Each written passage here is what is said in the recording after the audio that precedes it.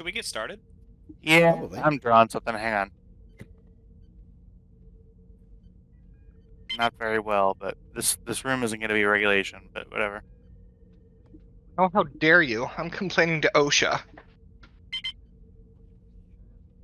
OSHA doesn't have enough inspectors for that to be an actual threat. This is the wobbly ship interior thing. Hey, let me have something that's my own. Get rid of it. You have your curved lines. I have my straight lines. It's fine. Move. To each their own. Get rid of it. I'm getting rid of it. Thank you. Please, just let me survive, please. I'm trying my best. Man. Unfortunately, it does appear that that's not enough. Okay. Oh, come on. This isn't that bad. Lola, down, baby girl. Do you guys see what I'm trying to... Oh, whatever. Fuck it. Yeah, we see it. We see it. It's not that bad, honestly. Whatever. We're just with a giving you computer shit. mouse.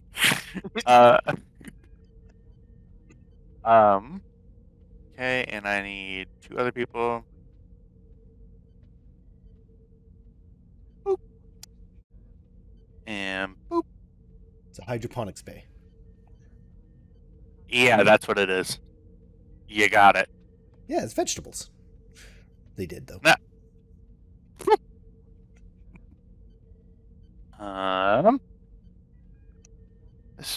This one actually is bad, so I'm gonna remove that. I'm sorry. That's the Stop. line you drew. God. I'm trying to draw a free hand, but it won't let me anymore. Stop it! I'm not doing anything. What? Okay, no. Oh, please don't delete anything else. Stuff needs to exist. Hang on. Wish they had like an actual eraser and not just a button that deletes everything. Okay.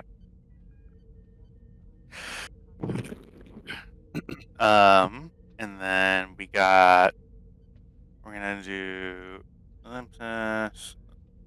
And it's gonna be like that. That's a body. Actually, no, I have a token. Boop. Doo-doo. Enemy.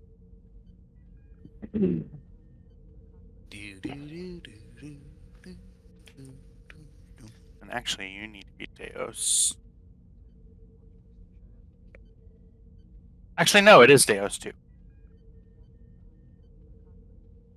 What's after Prime? One would think 2. 2 or beta? No, they were numbered.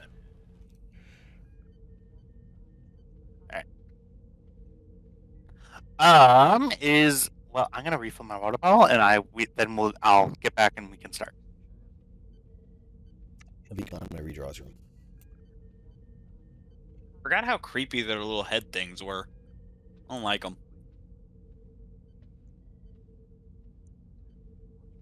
Yeah, well, a lot of people don't like your giant ass pupils.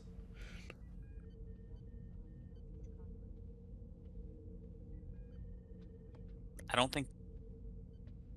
don't know what Betazoids have, actually. I don't know if it's a pupil or if it's something else. Let's just call it a giant ass pupil.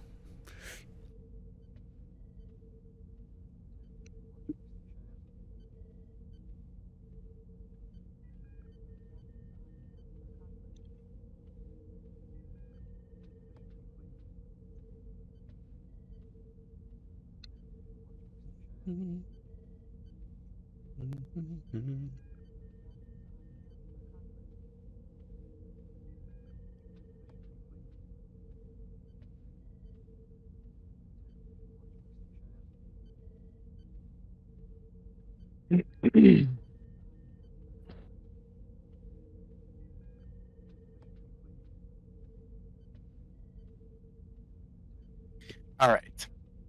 Before we begin, I do want to mention, I already told Kyle this, but I was playing Baldur's Gate 3 today, and I fucked the Emperor, and I didn't mean to.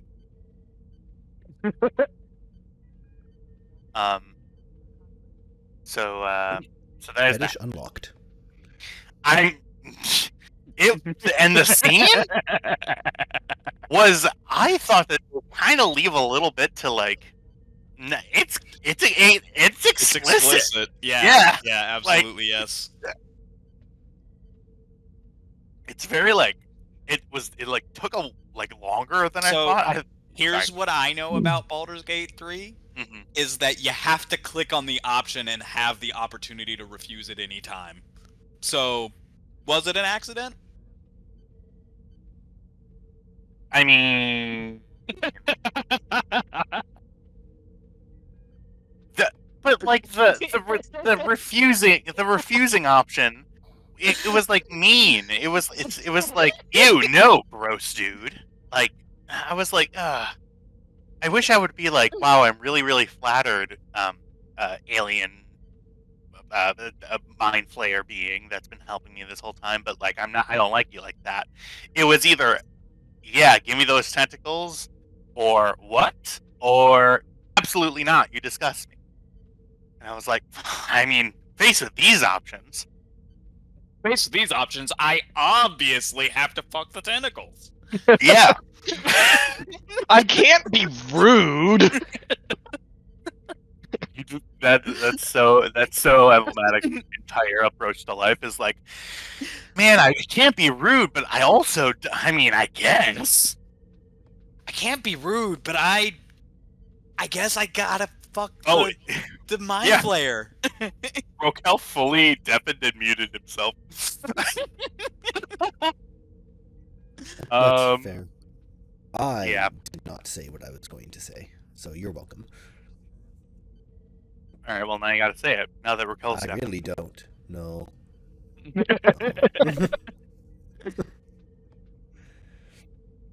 Yeah, whatever. It wasn't. There was no. Never mind. I won't say that either. We're ready to start, right? Yeah. Oh yeah. All of this. Yes. Let me. Yes, we are.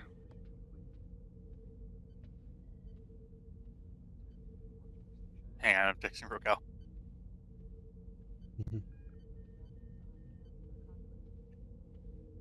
Only tentacle porn is where he draws the line. Yeah, I'm texting. That has to go into the HR complaints.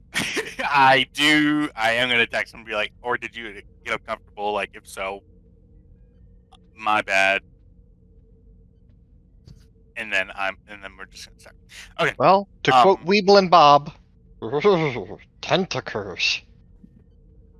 Oh God. Jail for 1,000 years. I spit out my water.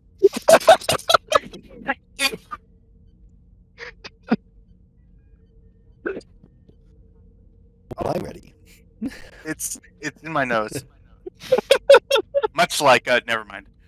Oh my God. We're gonna keep going. Oh no. Okay, good. Sorry, Ruka. I thought maybe maybe that was past the line, but anyway, let's start. Oh no, you're fine, my dude. Okay, Ruka. I was called in to do something. Oh, that's fine. Okay. So now we know tentacle porn is on the list. I'm Jack. I'm gonna fucking shadow ban you, and it's gonna happen at the worst possible times. It's not a shadow ban if I just told you, but whatever. Yeah. Anyway. On that note, hello and on that note, hello and welcome to the USS Guan Yu, the Star Trek Adventures show here on the USS Guan Yu YouTube channel. I am Tyler, your GM. We are joined today by 4 out of our normal 5 crew members. Last we left off, what happened? Let me open up a log and actually find out. You know, people, you returned. Yes, I remember now. There was a beautiful, wonderful date between Sarah Mitchell and our own Commander Kelly. No, Hagen. They had a wonderful Rhode Island or Maine getaway in the holodeck. Afterwards, Edwards gave Hagen the bad news, informed her of the events that have taken place over the past 24 hours, the assassination attempt, that whole deal. And upon returning to East Space Fortitude, you find the entire you find a sizable fleet of both Klingon and Romulan warships orbiting around DS Fortitude, including a Negvar class warship, which is cream of the crop of the Klingon Navy. The captain and the owner of that ship is the House of Beck, which was the late Commander Czech's house, upon which they have a high council seat. Klingon politics aside, a court-martial avoided. We ended the session with, just some light espionage, with Commander Hagen and Commander Kelly in the morgue, looking at the corpse of Deus, the Vorta that was killed on their away mission. The one where Captain Edwards was taken over by Dominion brain control technology and people died. It's a whole thing. We left the Your session. face. I was talking to my dog. No, I know for a fact. Yeah. No explanation needed. We are going to start this session not with 24 threat because I'm not that mean of a person. We are going to start it with 12 threat. 40. Yeah, 40 threat. Yep. All right, we'll move it to 40. Here we go. Y'all thought it's a 10 threat game officially. Okay, I was joking. No, yeah, for sure. Careful what you fucking wish for. Because don't give him ideas. Yeah, so the planet killer just showed up. Yeah, Joke's on him. We're not on a planet. I will, because we left it on the cliffhanger, I will allow you to keep your 4 momentum. Commander Hagen and Commander Kelly, you were examining the corpse of Deus when somebody from behind you, a male voice, says, "What the hell are you doing in here?"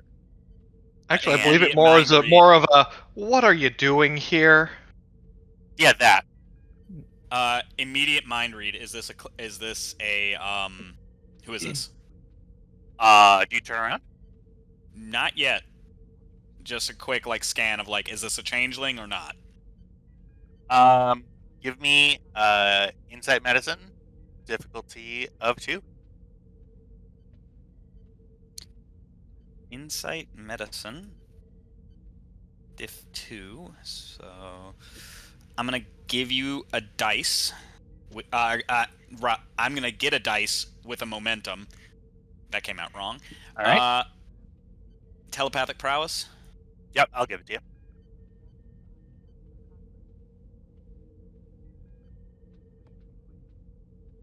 All right, that's enough of that. A full bank of momentum for you. It's just him. You turn around, and as you're turning around, apparently you have your eyes closed, and you feel.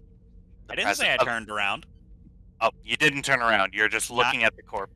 I'm still looking at my medical tricorder with the scanner out because that's where I was. Gotcha.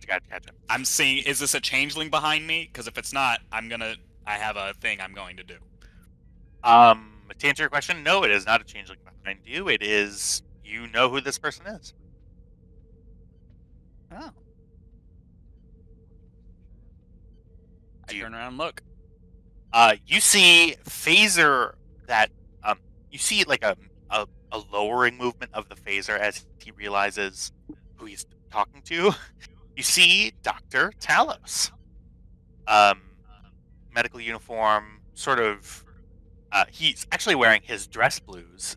You see his medical uniform, his very neatly pressed lapel, sort of Lieutenant Pips hanging on the appropriate place, shiny, bald blue head, and sort of mid-eye roll as you look. Better question, what are you doing here pointing phasers at people? I was going to ask the same thing. Well, we received an alert from this area that somebody was accessing a secure holding. Bullshit. He holds up a data pad that's flashing alert. Damn, it must have been the tricorder. Yeah. Damn it. And he puts an elbow into the door interface, and it goes and you see it shuts. Can I see that pad a moment? He tosses it to you. Thank you. Just gonna catch it and start erasing any and all traces of the alert. All right. So, I would answer that question, but I asked you first. So, he puts his type 1 and he clips it to the pants of his uniform. I shot the medical tricorder. We were following orders, making sure this is actually who we think it is. Okay. And? It is. So, that's one bit of good news. Alright. You see he comes closer. This is awkward. I can't identify a changeling by just looking at them, so I'm gonna talk. I'm gonna give you a couple of seconds to tell me that you're not a changeling. If you'll permit me, I can tell it to your mind. Alright. Hi, Hagen. How you doing? I'm Come here, doing well. Kelly. Kelly? Yeah, sorry, I was just trying to figure out what I missed, because that's upsetting. Don't, you disabled the system alarm on the computer, but that one has a device of my creation on it. Okay. I'll be on the lookout for that in the future. Well, if you had just read me in, I would have let you know about that. But that's another discussion. Okay. Called OPSEC. Our orders come from higher than both of us. Oh, for fuck's I'm sake. not telling him from who. You Higher guys, than both of us. clearly, y'all are doing something. I'm not here to get in the way of that. I just got the alert. I silenced it. Nobody else is coming. However, those security guards, I'm sure, are going to be back in the next 2 minutes after stuffing their mouth with canapes. Also, here's your pad back. Oh, thank you.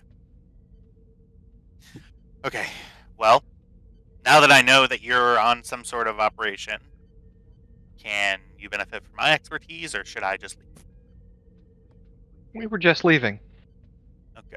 Actually, I did have a thought. Oh God, I'm sorry. It was a while since that last session. We had something. Hold on, let me look at these notes. You scanned. Nice, those are always helpful. You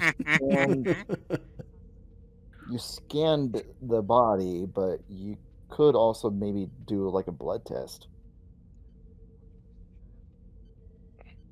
Yeah, to refresh you scan the body for DNA. The DNA that you have matches what you have on file that should be on file for this board. So this Deus 2 is the Deus 2 that you met on the Vanguard. Brain had you haven't done a really thorough analysis on this specific corpse, but you did do a DNA test to confirm that it actually was Deus. Okay, so the DNA test shows that this is Deus. I am going to I don't know if I'd have one on me. Do you think I'd have a scalpel on me? You are in a medical lab. There is probably a medical kit in here somewhere. I, quick as I can, get a scalpel. Yeah, spend a momentum, and you'll have access to any medical equipment outside of surgical care. Oh, Yeah. actually, no. You're in an area where autopsies are conducted. Mhm. So I will give you for momentum. I'll give you like a full autopsy kit for organ collection, things like that. I just get a laser scalpel and cut on the jugular vein. What are you doing? One moment. And I make sure that this is physically a actual body and not just a... Like, there are ways to make convincing fakes. And so you just cut into the body at the neck? Just a small, like, not even an inch long incision. Okay. Do you remove any flesh from the body? No, this is to make sure that there is actual flesh there and it's not just like synth skin or something.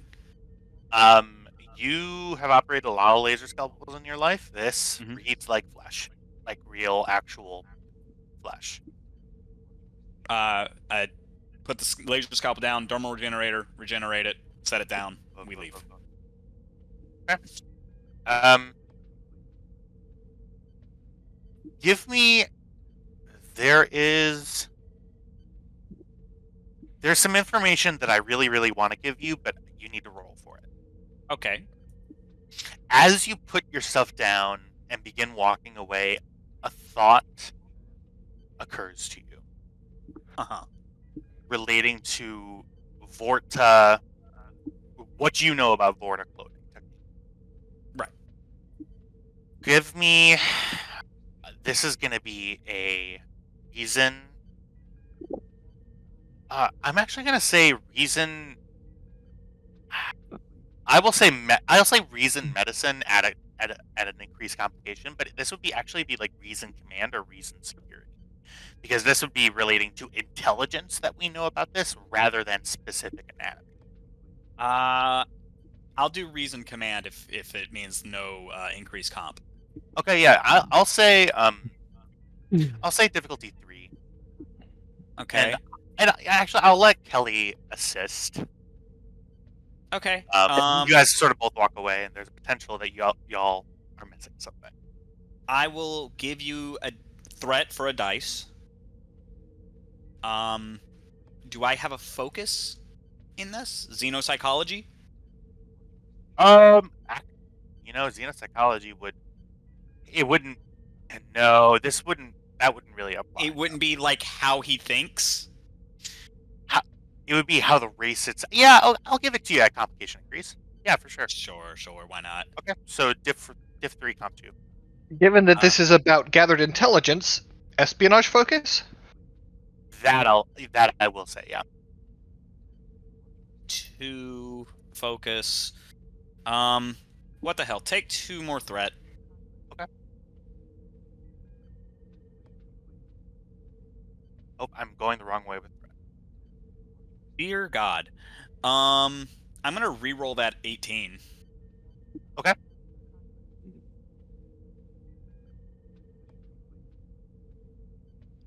Kelly's sitting here thinking about the appetizers.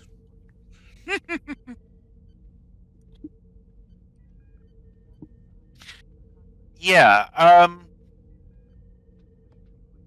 so think about what you just did, right, to this body. You've actively, like, made a cut. Like, you literally cut into this body, and you regenerated it, and it looks completely new, like nothing has happened externally.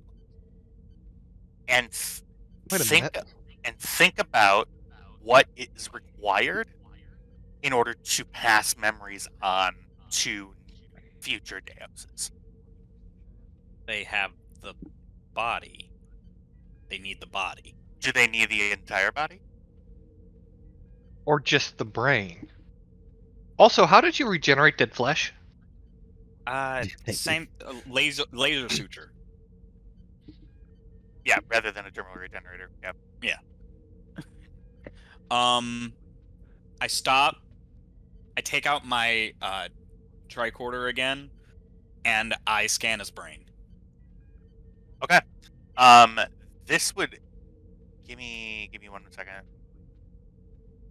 Like, Kelly and Talos are about to leave, and I stop, turn around, and take out my tricorder and just walk back over. Let me. TikTok.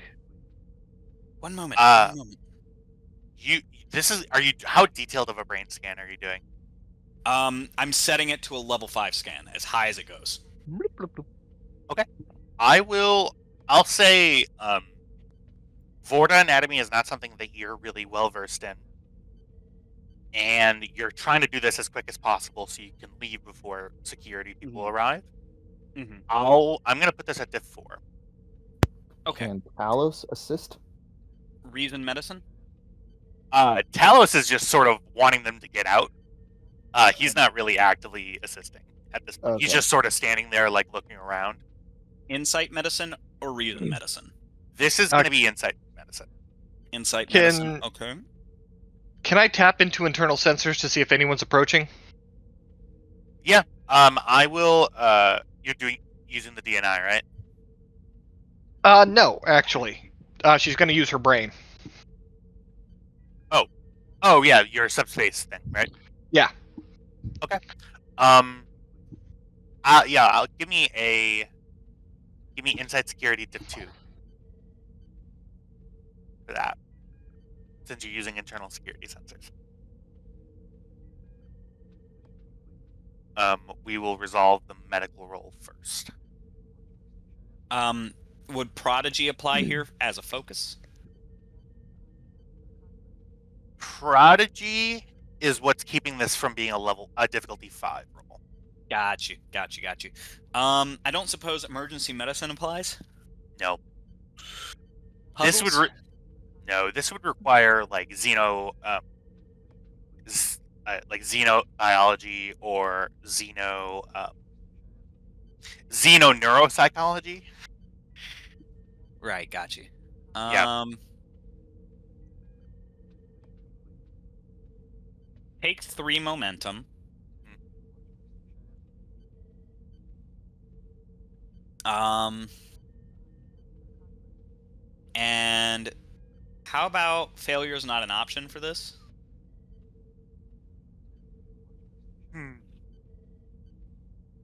I'll take it. Okay. So, you owe 2 more resources if you're gonna still have 4 dice plus the crit. Take 2 threat. Okay.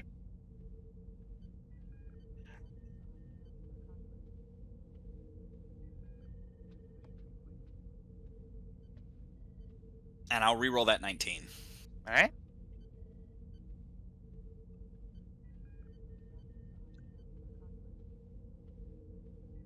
Okay.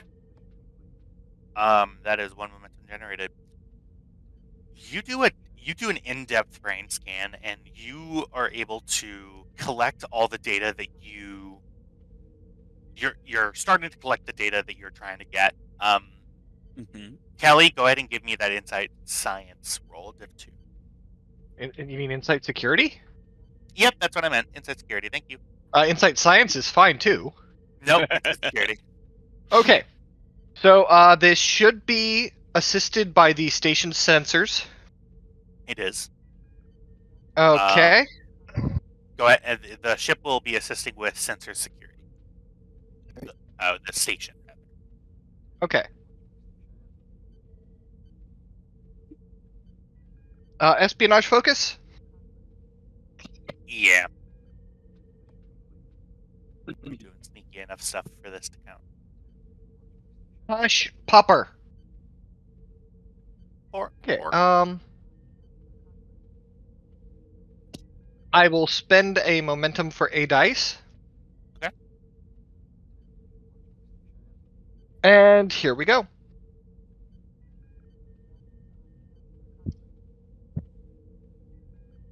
No help from the station. You sort of have to brute force your way into the internal security grid. Which is admittedly a nice change. Right. You sort of get in there and you see comm badges of the 2 security guards coming down the hallway. You maybe have 45 seconds. So you got to get going. We go now. No questions. Move. Don't care if you're done. Am I done? You have collected all the information. You have yet to go through it and look at the findings. I put up my tricorder and we book it. Both run. All right. Yeah, I'll clean up. Dr. Tells. We put things back. We touched 2 things and we put them back. That's okay. You hear the cooler sort of on the rack sort of and go back in, and the door shut, and you both book it out.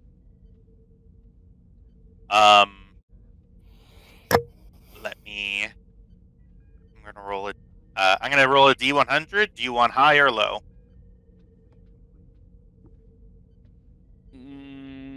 Hi. Hi. And a hello to you too. Jeez. Ooh. Okay. Wow. Just barely. Yeah, you book it. You just get to the turbo lift, and the doors open, and you fully expect to see those security officers, but you just see two two diplomatic attaché ensigns making out. You just see them fully going at it. Kestra just turns to Kelly. Kelly just presses the door close button.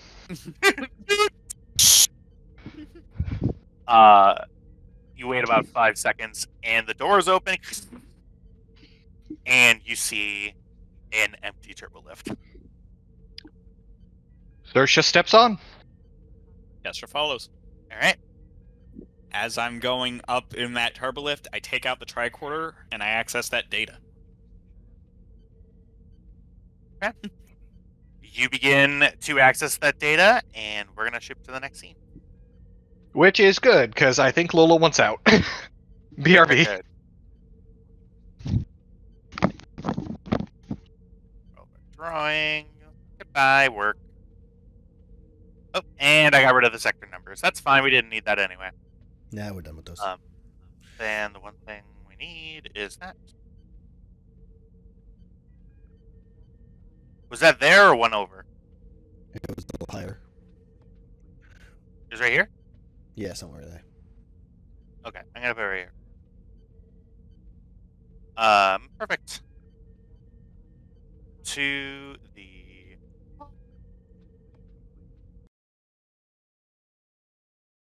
silence. The Romulans are so little. And they're all named Ulans. I can't get the names to go away. Yes, you can.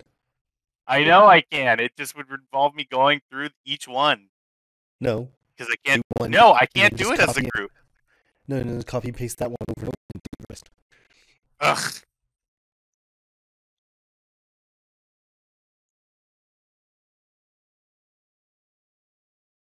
What has happened?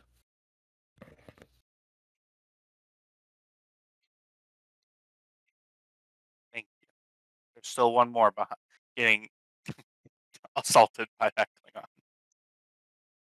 They're still so little. It looks like the Klingons could just step on them. Golly. I mean, yeah. And then where is Quimp, our beautiful guy? Quimp somewhere on here. Friendly. Quimp? There he is. Big Quimp. It's like the grossest thing ever. And it's so quiet.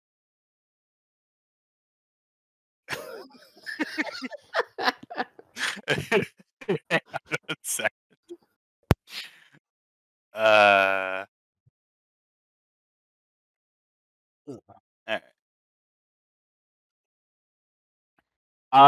You hear a room, a lift with chatter.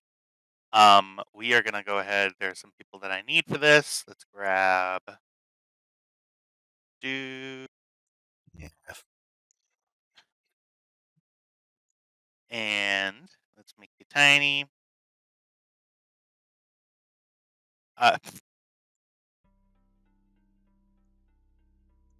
Edwards, you walked into a room that is oddly segregated.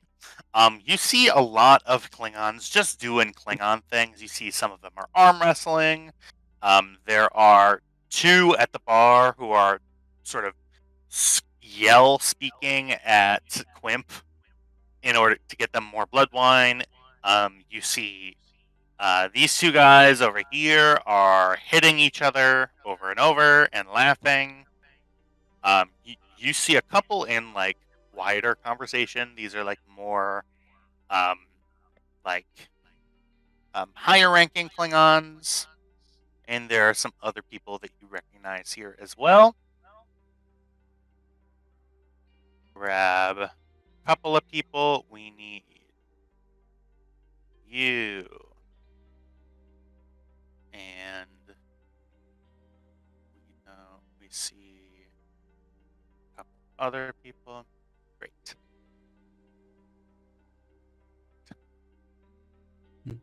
You see Czech Son of Grawl. Not Czech Son of Grawl. Who is that? That's Brax. Your name should be Brax. Why is it Czech? Oh, you just copy a sheet, change the token. Yep. The token name is different than the sheet name. Alright, I'm back. Oh, good. Nothing happened.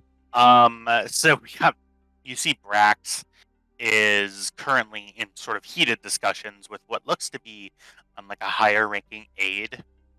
You see Quimp has just recently gone over and delivered a big sort of earthy bottle of blood wine to the table, and you see that they're in hushed discussions, sort of hiding around their more blustery Klingon folks. Give me, to get a read, like a better read of the room, go ahead and give me just Insight Command, Div 2, and I'm gonna, this music is really weird and wistful, I'm just gonna do this. Thank you.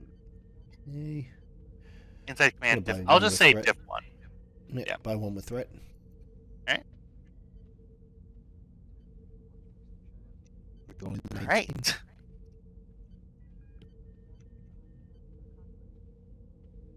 Kyle, I don't know if you have like a hardware issue or something, like a cable is wrapped up or something, but you are going a little robot-y for me. Yeah, that's. Give me 2 seconds, I can fix that. Okay.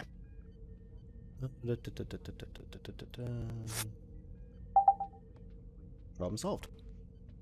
Okay. I will believe you. Should be fixed. It's still maybe kind of like that, but we can push through it. Entirely different microphone. Oh, well, okay. That's why you're a little bit quieter, but okay.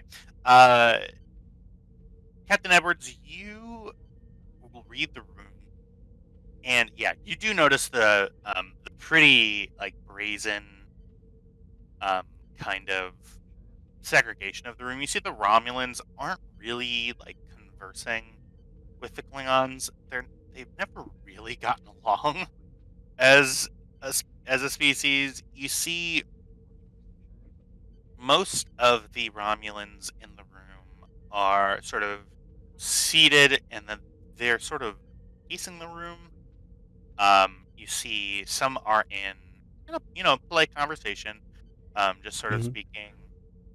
You see that there are a couple who are just kind of alone, sitting at the bar, sort of making weird glances at the 2 Klingons who are sort of doing like a chug match, and you hear Quimp say, "Hey, you I told you after the 4th bottle, you're gonna start paying for them." And you see the Klingons go clearly very deep in their cups. Yeah. In general, you see maybe one Romulan sort of standing and trying to listen to a conversation between a couple of Klingons. The rest of them are just sort of sitting quietly with their drinks, keeping an eye out over the room. You see Klingons are there are a couple of them that actually like trying to play darts and stuff too. You see the dartboard over here. The dartboard is just visibly damaged at this point. They're throwing it so hard that there are like dents in the wall behind it.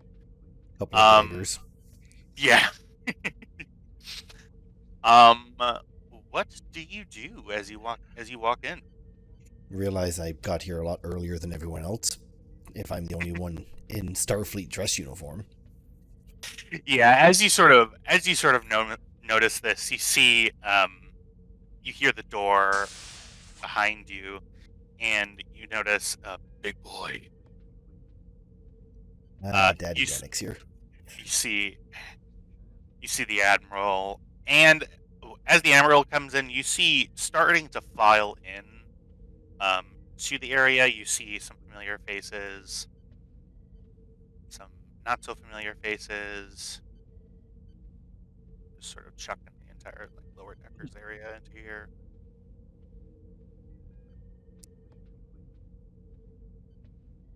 Want to give me a hand reducing these to 0.5 scale? I can't because I'm not on my admin account. Oh, okay. Well, no help for you. Alright,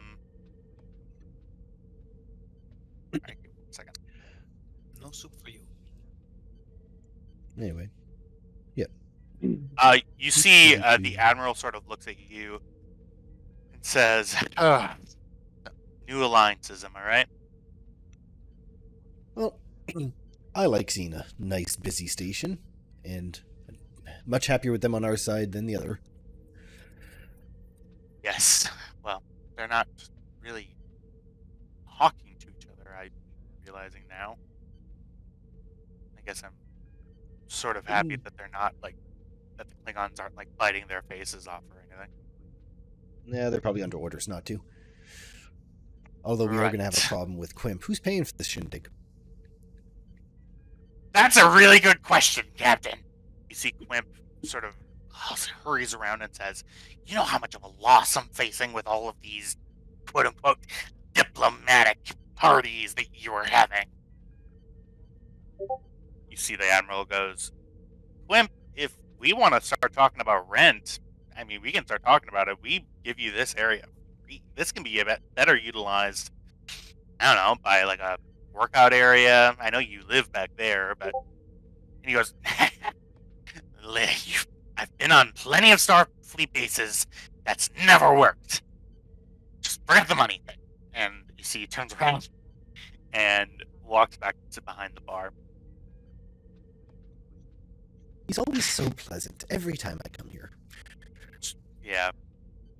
I don't know. He brings in money to a place that really wouldn't be making money if he wasn't here. Well, I suppose it's time to make the rounds. And you so see... happy you waited for me to get here before starting. Couldn't have this yesterday.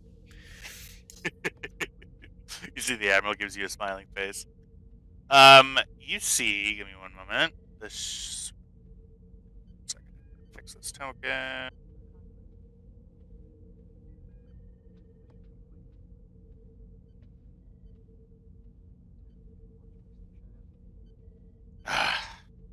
Very silly. Okay. It's just going to be the standard one for now. I don't really care.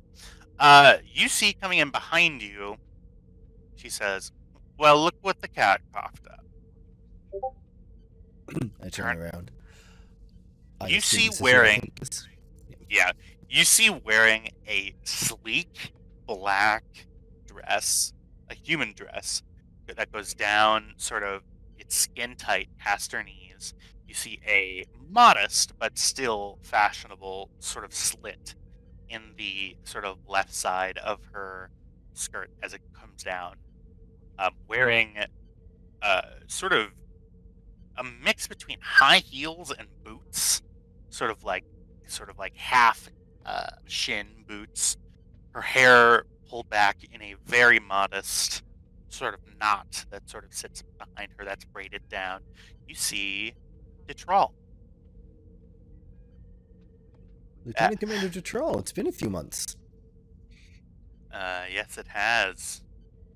And you still look the same, if not slightly maimed. To be fair, most of my scars are healed. The eyes new.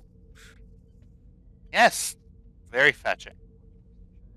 Admiral, I'm not sure if you're aware, but we've met socially on a number of occasions. The Admiral goes, yeah, I kind of picked up that vibe.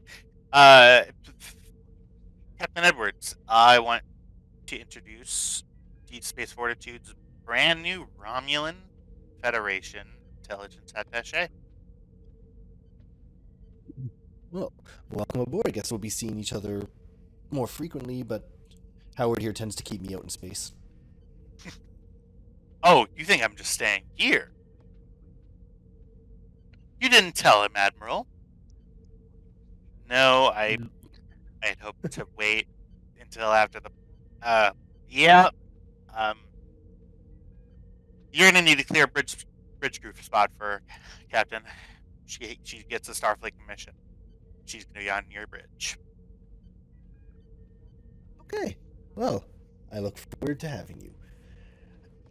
I'm sure we can find an appropriate position to put you in.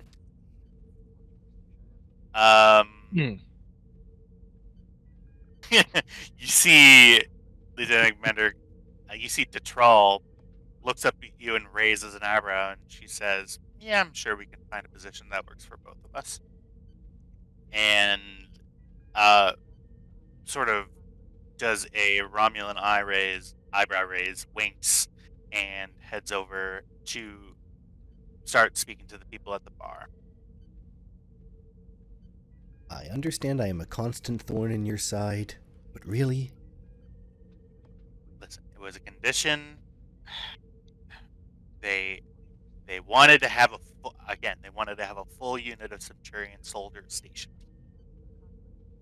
I asked for a single representative. They said they would need to have a voice in policy on board the station. I went back with, how about a voice of policy as a senior officer on our one reliable ship? They seem to like that. Yeah, I seem to be the dumping ground for all of your diplomatic problems.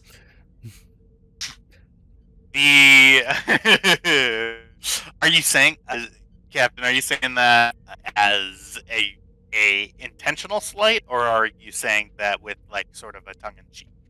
Tongue-in-cheek. Because Okay. Rokel has been nothing but professional. Yeah. You see the Admiral says, I understand that you would have probably liked some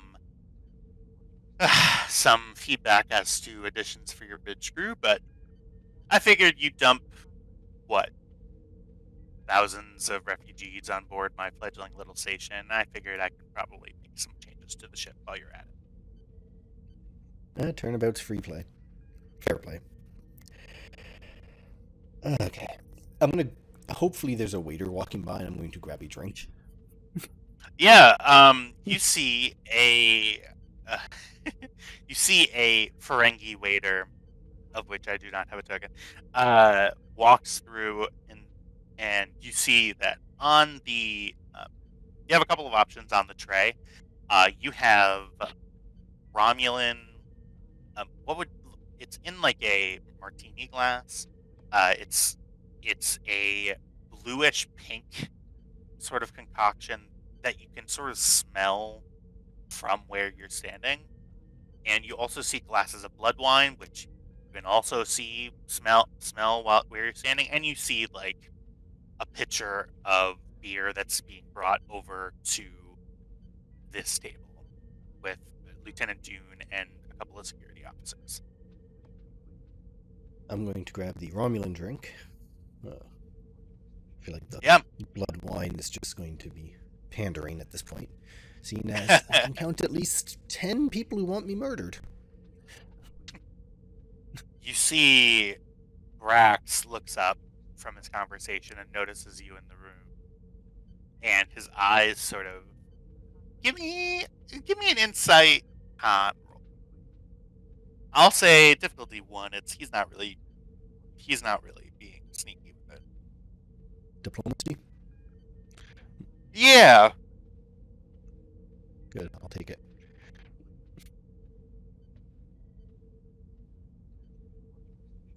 I'll also take my float from the previous roll. Yep. Great. His eyes have you've seen some like holo novels and stuff about like Klingon hunting techniques. When a bunch of Klingons go into the mountains and try to hunt a really big targ, they get a look in their eye that's rather predatory. Brax has that look in his eye right now. Okay, great. Sort of, Cool. it's like Klingon Kubrick glare. Is how I would describe it.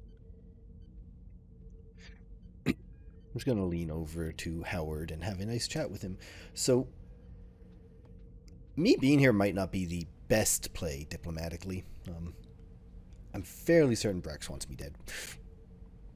Oh, well, a lot of these Klingons in here probably want you dead. Killed a bunch of them.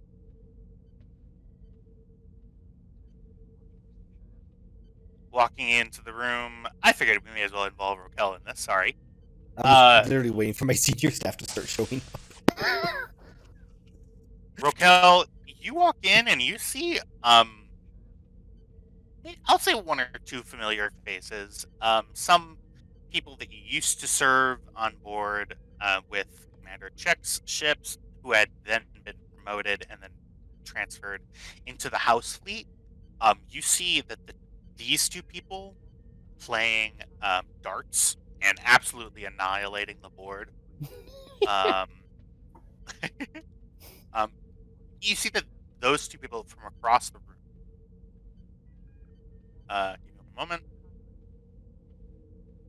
You see, you recognize them. Their names, which I fully knew beforehand and plan to bring up right now, are Hozard and Tall. And Tall. Okay. Yep. And This one is Pozard. That one is Tall. All right. You know that these were people selected by House Beck themselves to, rather than just serving in the KDF, serving in their house's personal fleet. Okay.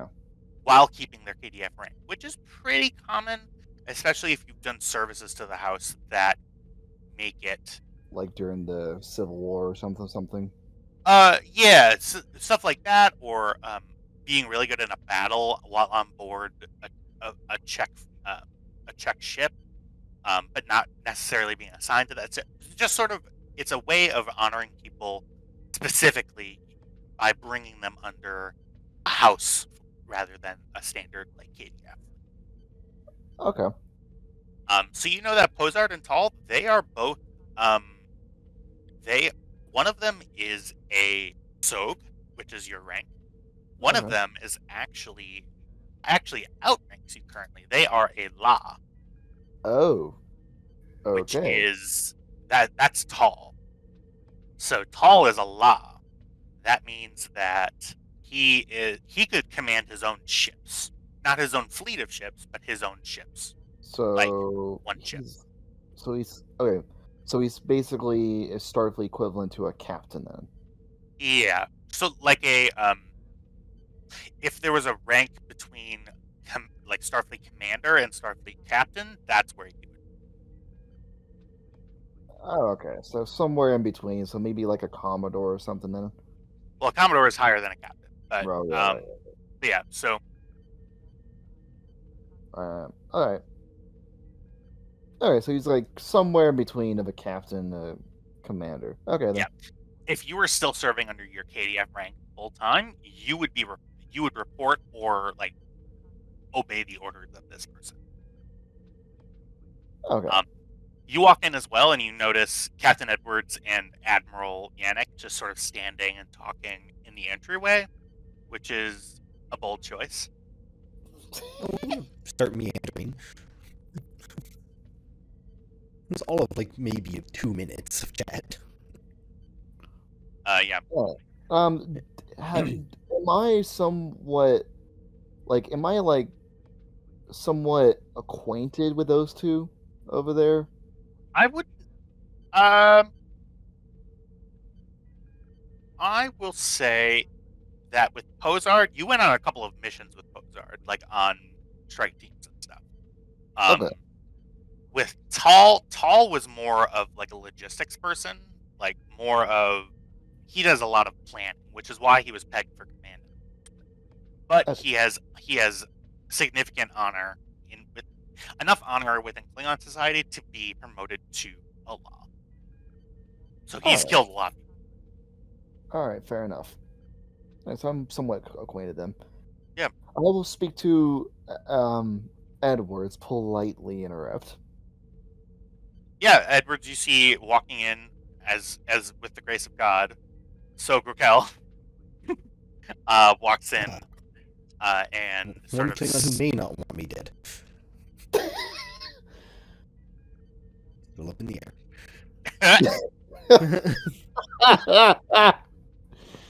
Well, Captain, I can assure you I do not want you dead. As for everyone else, I cannot speak for everyone.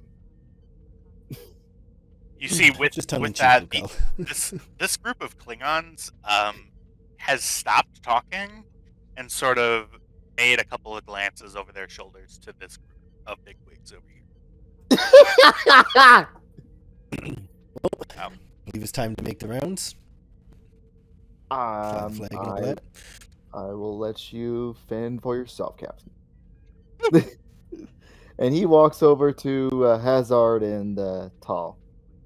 You are so close. Pozard and Tall. Pozard and Tall. Oh, I'm sorry. Yeah. No, it's okay. It's okay. Let me actually. So, token name is Pozard, spelled like it sounds, except with another R for it. Pozard. Okay. And Tall. Yeah. My last whispered words to Yannick as I go to meander through the party is, it's days like this I really wish our dress uniform also came with weapons. I know what you mean. And And you see meander this way. Amarianic sits and begins speaking with them to get a drink order in. Where do you head, Edwards? I'm gonna walk this way and start with this group here. They make no... Which group? This group? Yeah. You see that they are in the middle of not really a huss discussion, but just sort of they have the same like blue martini drink in front of them, and they're sipping very quietly and just sort of not even really talking. They're just sort of looking back and forth among each other. You kind of chuckle, sort of almost chuckle to yourself because it looks like they're having a four-way like staring contest. Yeah. Well, if no Yeah, one four-way. has yet, please allow me to welcome you to DS Fortitude. I'm Captain Edwards.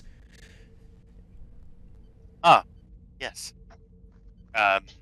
You see a male who's wearing a Centurion rank comes up and says, Captain Edwards, we have heard much about you.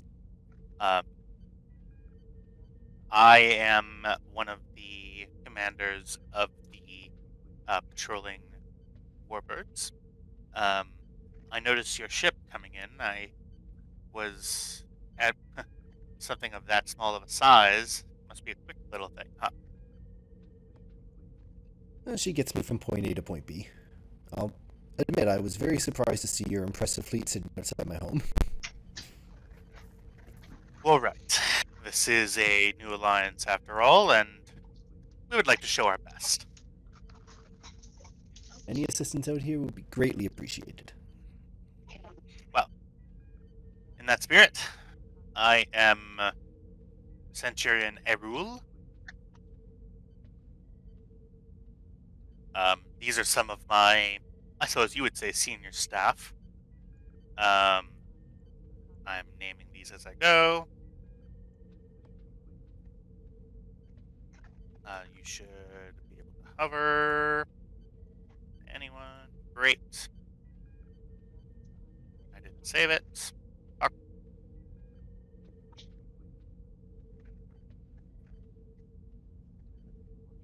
This is a rule. We have Jareth, my con officer, Deccan, my weapons control officer, and Valvent, my my executive officer.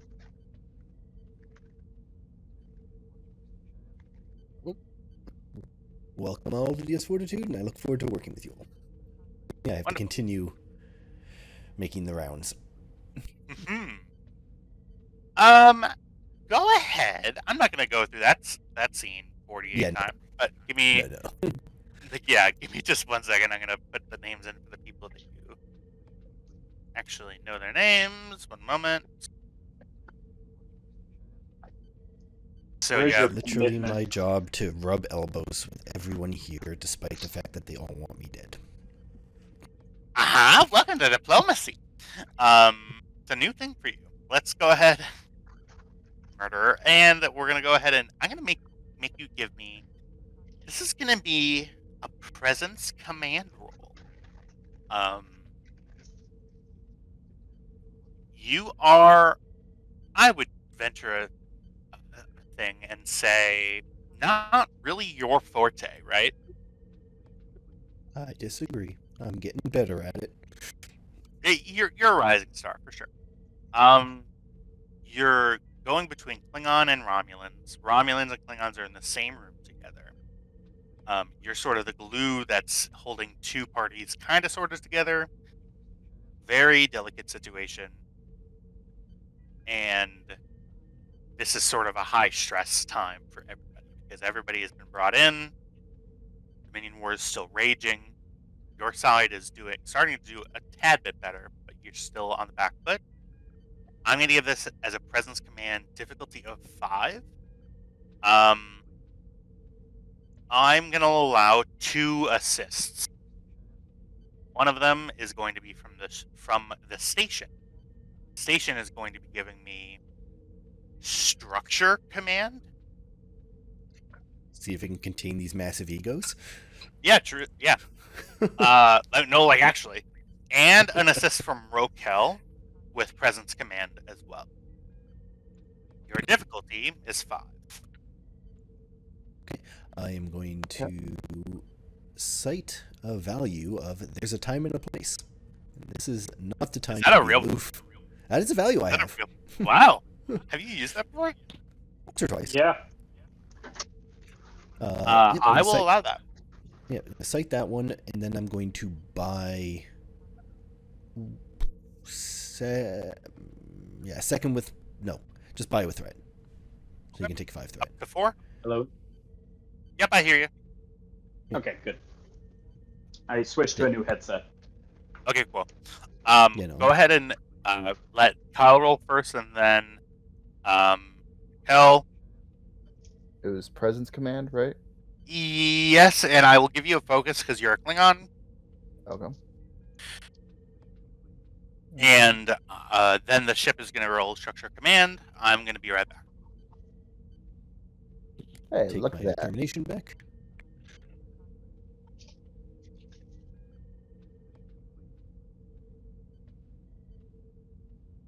And Kelly, can you get the ship station? On it. Thank you, dear. What am I rolling? You're using structure con. Structure con. 1 dice coming up. Always has a focus, right? Always has a focus. Absolutely. 7, 8, 9, 10. 10 on a diff 5. Easy game, not even hard. Get fucked! What?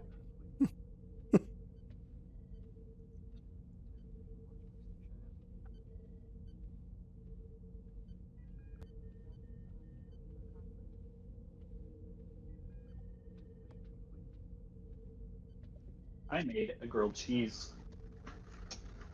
Delicious. I made grilled cheese. You in the may air want fryer for the to first time. check your mic settings. Make sure it's actually going to the mic on your headset. Yeah, because we're hearing your keyboard there. Yeah. That's not me. Oh no, you guys are going to hear the keyboard. And you do sound not headset quality. Who, me or? You, yeah. Hold on.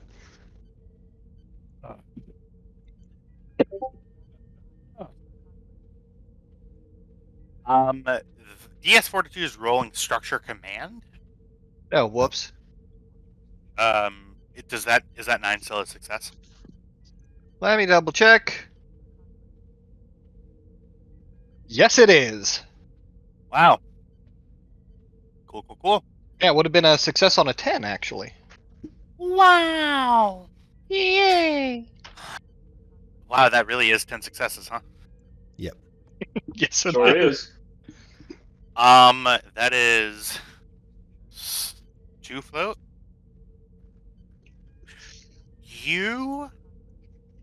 That 2 float is available here for you. I will allow from the characters in the scene obtain information rolls on that. You can also use that to create advantages. You can use your momentum in any of the ways that you'd like before we resolve the scene.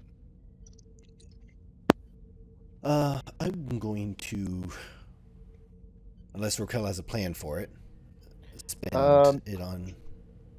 No, go ahead. Basically, while I'm rubbing elbows with everyone, I'm keeping, particular eye on which Klingons are basically just humoring me and which ones are actually engaging with me. So I can kind of keep a head count of the ones that are actually going to stab me instead of the ones that are just going to have a bar fight with me. Okay. All right. I'm trying to think. Are you using that as an advantage, Kyle? Yes. So Okay. hopefully not be stabbed. Are there If any not, I might have to questions check. or pieces of information that you would like to try to get?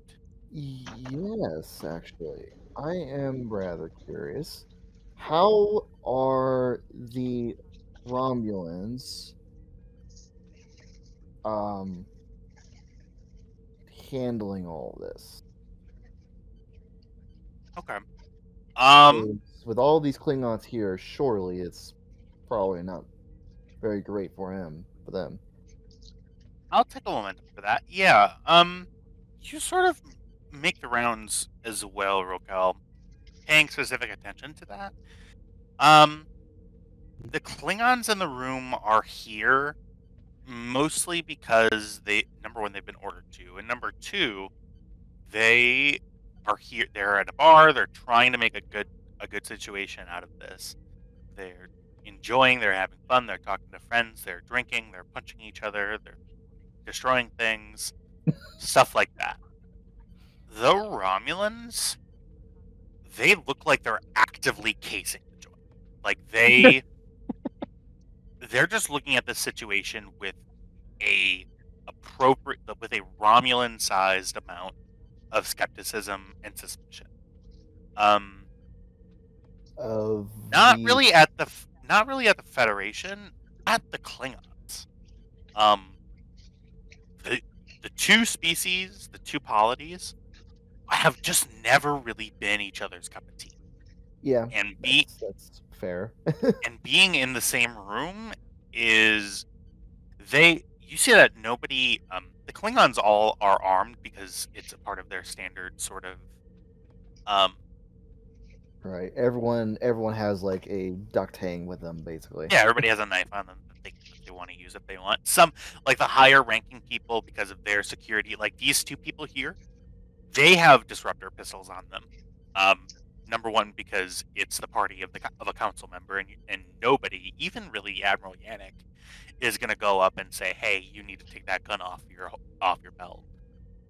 The Romulans, some of the higher ranked people, like Arul, Centurion Arul, they're armed with what they're normally armed with.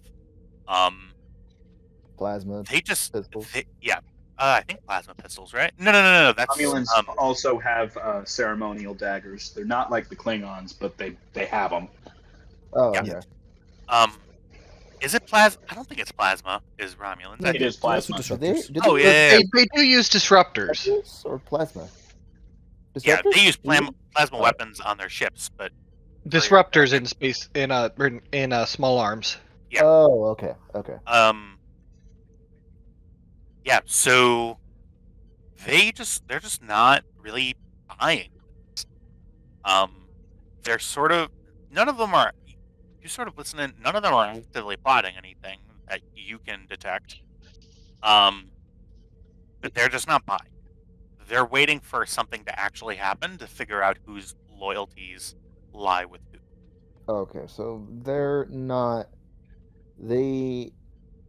Okay, so it sounds like to me that they probably haven't really been around Klingons very much, and I mean that's fair. Klingons and Romulans never really got along. They got along like once upon a time, but that was really it.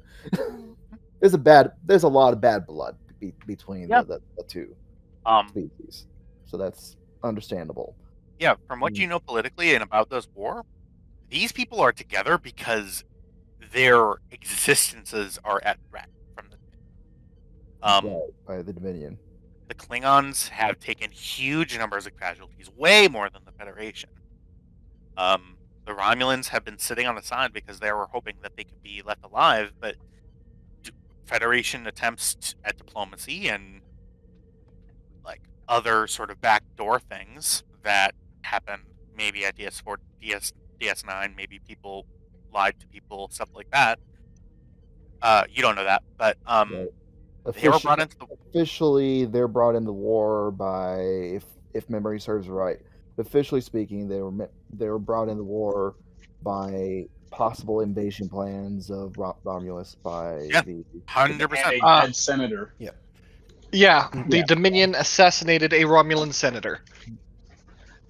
Which is, to be clear, the best episode of Star Trek ever made, in my opinion. In the Pale In most Moonlight? people's opinion. Yeah. Yes. I would agree. No, but yeah, so that sort of answers your question. Okay, yeah. I will. Yeah, one moment for that. Does anybody does? Yeah, go ahead.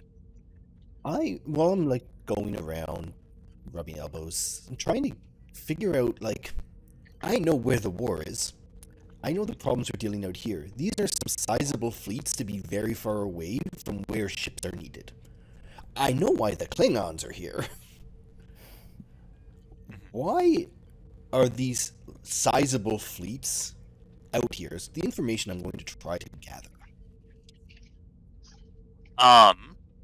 Is it possible they're on their way to somewhere? This is just like a. We're on the other side of both Romulan and Klingon space. Possible that the entirety of the Alpha and Beta Quadrant have been threatened about 6 times from this specific location, and they're checking to see what the fuck's going on. Also, considering we are on the border of the Romulan Empire, this would make a convenient staging ground for moving ships further towards the front. Those are some weird voices that are outside the scene making thoughts. That's weird. What was that? Just kidding. To answer your question, from what you hear,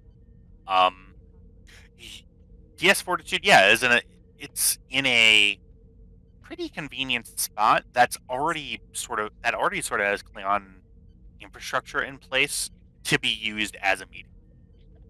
Sure, you could use Narendra, but Narendra is far away from the Romulans, and Narendra isn't really secure right now, from what you've found out. So basically, they went a little out of their way to have a party. Just a little bit. But you learn this from Erul and from walking past Brax's table a couple of times. Erul isn't really high ranking, but you have a feeling. I'm gonna accompany this with a roll. It's gonna be an easy roll, but it'll be a roll because I need. Give me insight security again on the Romulans themselves. I'm gonna just say difficulty of 1. Can I assist or no? I will No, this would just be for Edwards, I think. Okay. It's a rank thing, not a character thing. All right. Still gonna go with diplomacy. That's what this entire bloody thing is about. This I'm would- gonna buy one with This that. would actually be more. This would actually be more protocol, I think, I'll take Starfleet. than diplomacy. Yeah. Okay. Oh yeah, for sure. Giving you more float because you guys need it. Correct.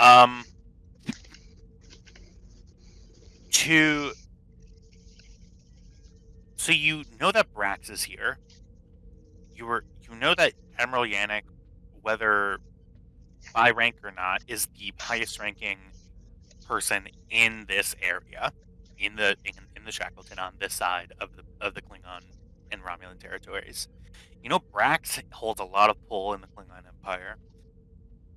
If you didn't know any better, you probably would surmise that the reason why there are a bunch of Dideridex-class warbirds 100 feet outside of where you're standing, there's probably some Romulan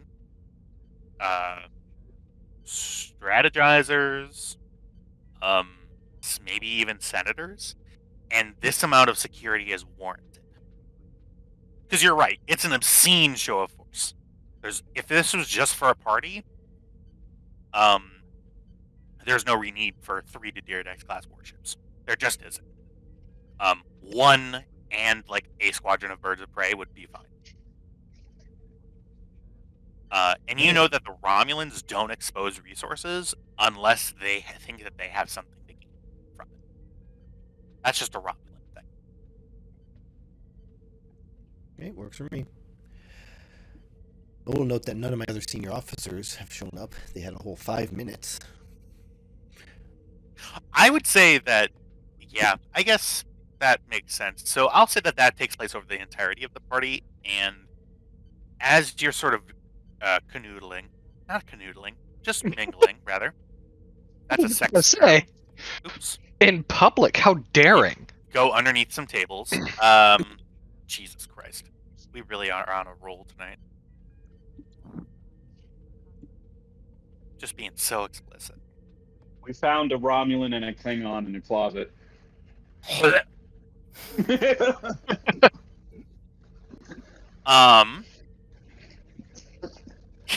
Jesus Christ, that's not an appropriate sound.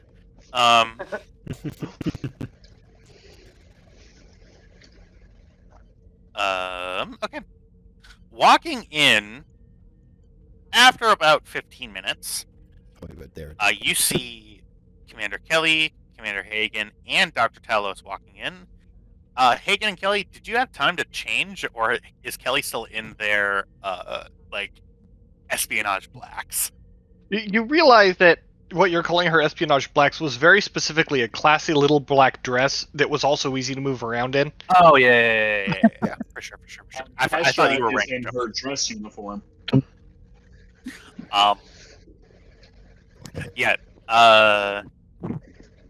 You see Admiral Yannick spin around and looks at Hagen and sort of nods, and then looks at you, Kelly. Kelly, give me an insight. I'll say con roll, difficulty of 3. Okay.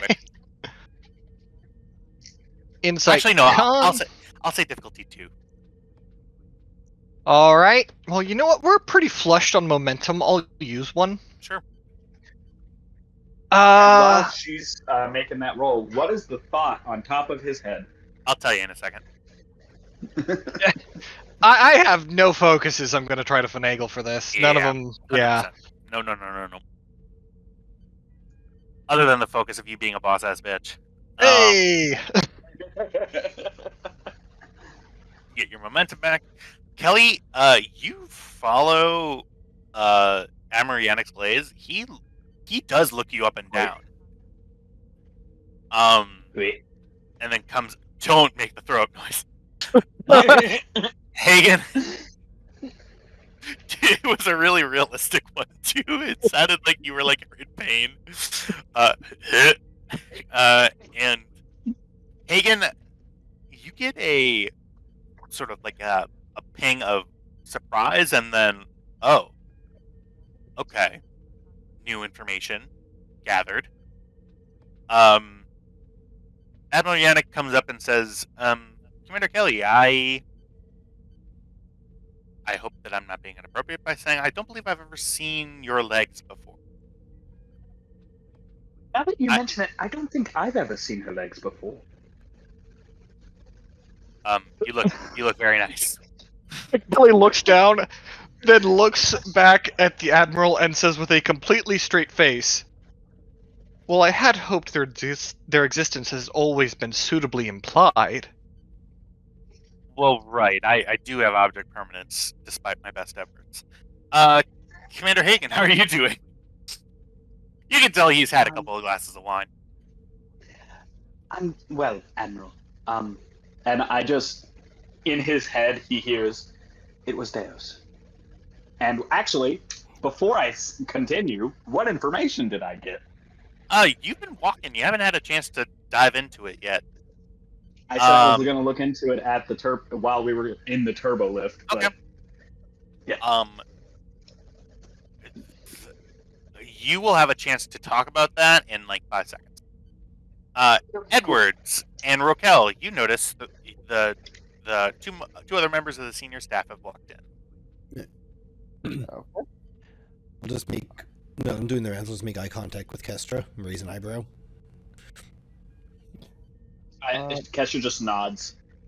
Roquel will try to beat these two guys quickly in darts and go over to the committee over here. All right, so you're playing 301. You have. Hang on. Roquel, roll me a D100, and I'm going to do the same. Okay. If you roll 100, you throw a perfect 180. 180! Yeah, go ahead and roll a D100 for me. Okay. I roll. Whoops. Too many. Too many. My bad. Give me 1 second. What do you mean? What do you mean too many? I thought I rolled two D100s there. Oh no, I'm gonna roll the other one. Oh, okay.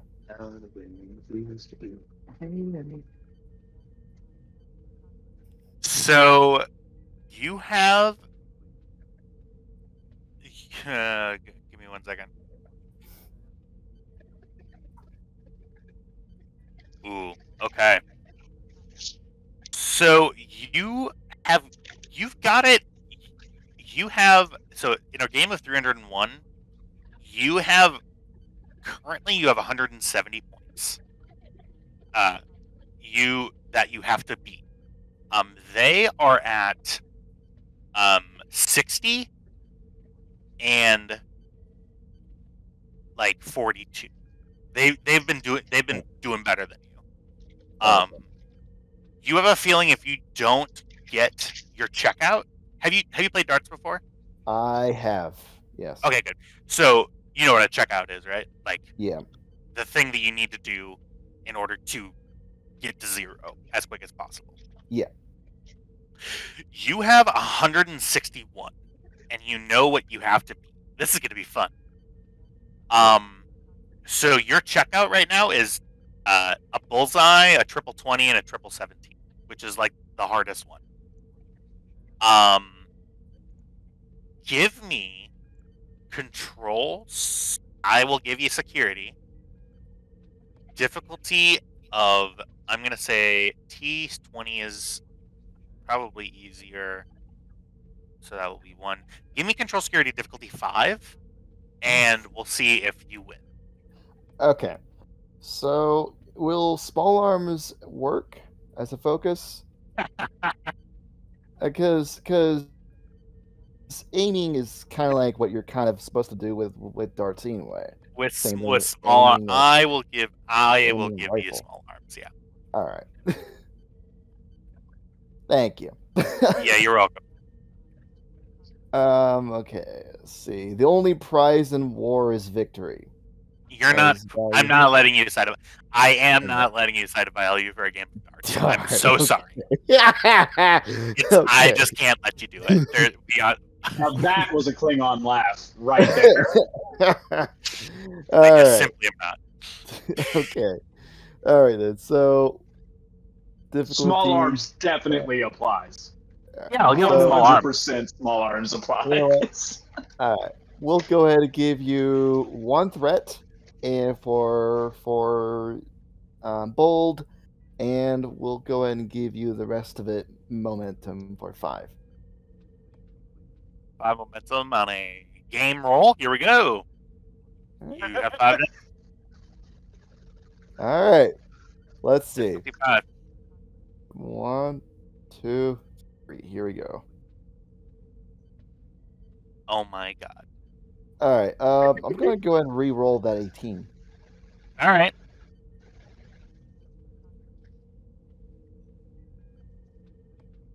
It's dark, just dang. effective. Oh well. You line up and you see that these 2 Klingons are looking at you. You see you see Tal go, he won't be able to get this. And you say, Watch inside me. you're like, yeah, fucking. You laser right in the middle of the T20 square. You hit the T17. The last one is the bullseye. You take a deep breath in, deep breath out, and you see Lieutenant Dune, Chief Ramirez, and Ensign Strasser, and 2 of your security officers watching and go, oh my god, he's gonna do it. He's gonna do it. And you hit it right in the bullseye. You checked out the 161, and everybody goes, oh my god! Oh! Now I am the champion. You see Chief Ramirez and the 2 security officers go, suck on that! And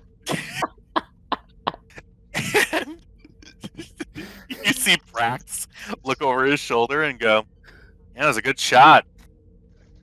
And Edwards, you hear the ruckus from around the room. You go, Hozard and Tal go, all right, we'll get the drinks. And go over, and Quimp they both hand you a big mug of blood wine, and you just chug it.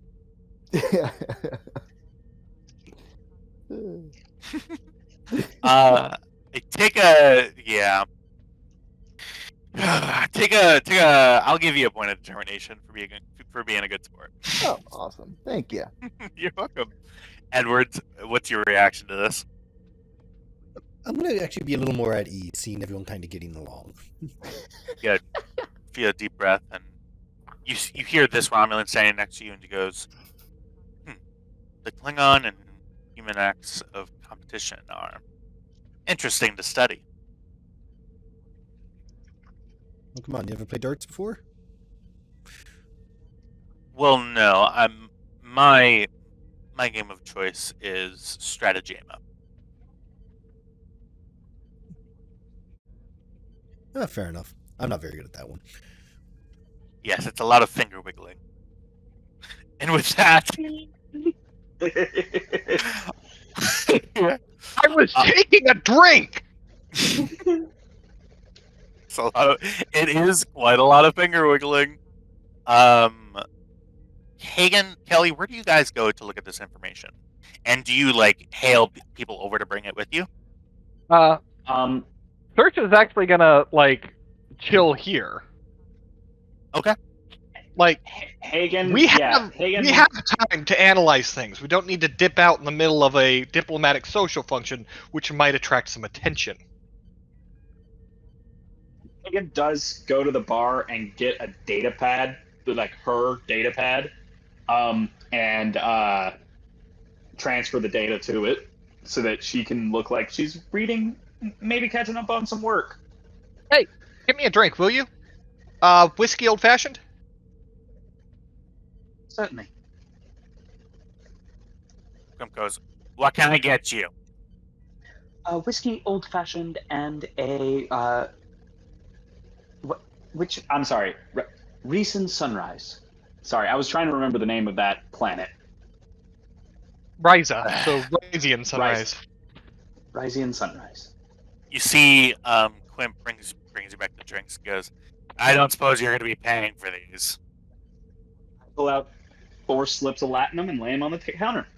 Wow! Grabs him, sniffs them. Yeah, hands you 2 drinks. Kelly, where do you go to sit? You go to sit here. Yep. And I shall, and take a look around the room.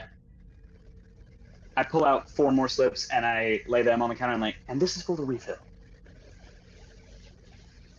Alright. I'm suspicious. Saoirse's going to look around the room and see if there are any use familiar currency, yes. faces. Saoirse's gonna look around the room and what? I'm sorry. She's looking for familiar faces. Namely, any intel counterparts she may be aware of. I do not have control of my token, by the way. Well, that's not correct. That's by design. You cause too many problems. Presented actor. They cause too many problems? You should. Give me a second. Mister, I've been banned from sickbay? Oh my god. To be fair, I own sickbay. She can't ban me from it. Hey, this is socialist utopia. You don't own anything. Let's keep. Personal property and private property are different things. Anyway. Yep. Sorry, I moved you for it. Kelly, you do clock a familiar face. It is that one right there. You recognize the troll from your mission in the Romulan neutral zone with the first one and the first Deus. Not unexpected. You see that you do recognize these 4 faces. You don't have names for them, but you do recognize them as Romulan intelligence. They have the specific insignia on their chest that denotes standard Romulan intelligence. You know that you're not going to really be seeing a lot of Tal Shiar operatives because they are all dead. I think you would know, and I think the captain would know, Tal Shiar and the Cardassian, not Kardashian. Oh my god, Cardassian. The Obsidian Order. Yeah, the Obsidian Order. And this Obsidian Order, they allied together and tried to kill people. Did not work. Most of them, if not all of them, died. The Troll actually is one of the only surviving people who speaking to her, you knew that she was of the Tal Shiar. Like, her dad was the admiral who had a hand in running the Tal Shiar.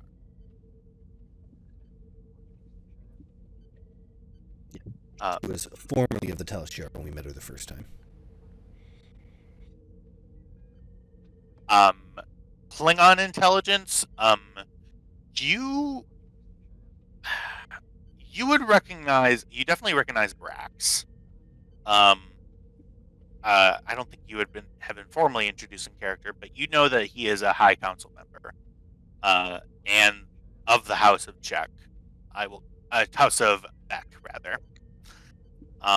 The gentleman sitting across from him, you recognize his insignia. He's wearing sort of not full combat gear. He still has weapons on him, but he's wearing darker sort of darker armor. You would recognize him as Klingon intelligence. But other than that, everybody else in the room, you don't know. Okay, good to know. Castra? Yes. Saoirse sips her drink. If you're planning on doing any work here, I'm going to upend this over your head, and you see this real big cube of ice? I'm gonna give that to your girlfriend and tell her to get creative. Okay, you do know that. Never mind.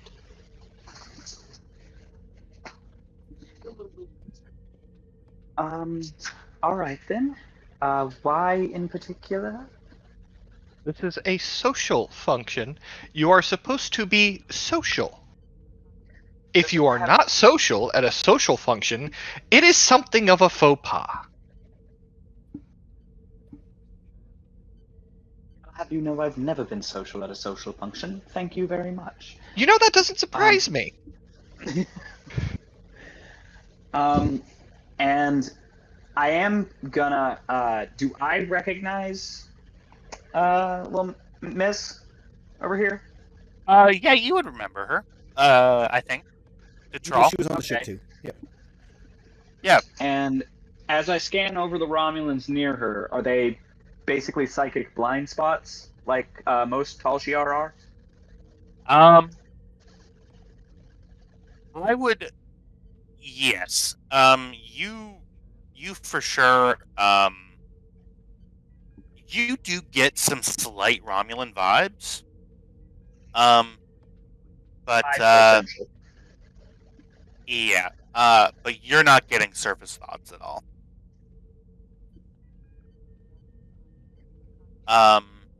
That doesn't have and anything to do with the 5 Tal Shiar agents in the corner?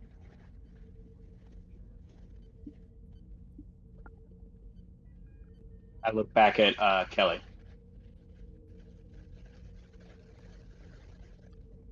Kester, you're good, but you're not that good. Nick's going to wave Kestra over to him. Hold on. My pocket. And walk over.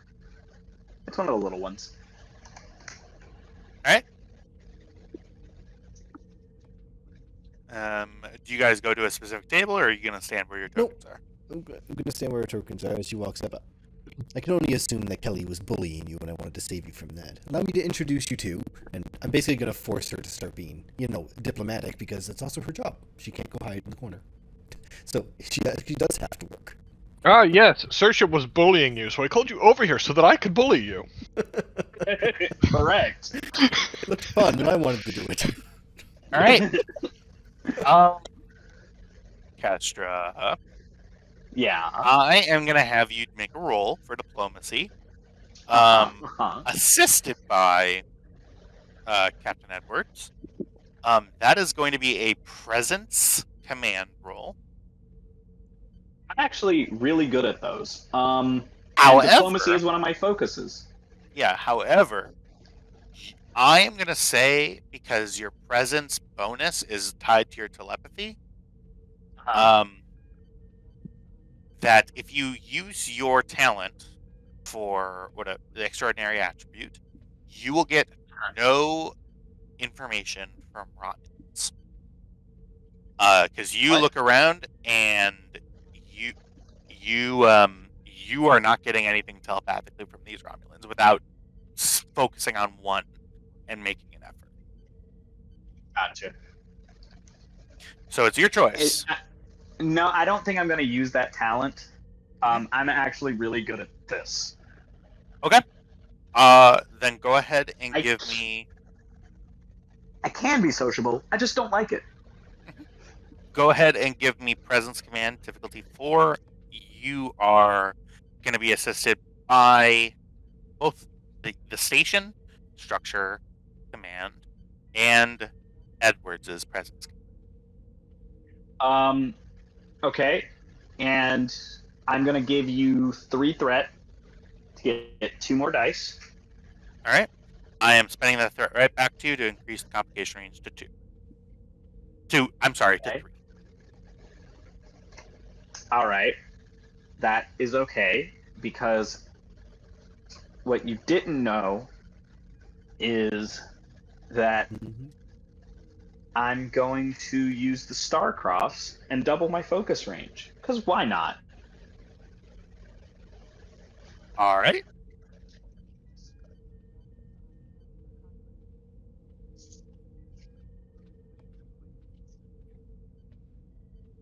That is actually 1, 2, 3, 4, 5, 6 successes, 7 successes.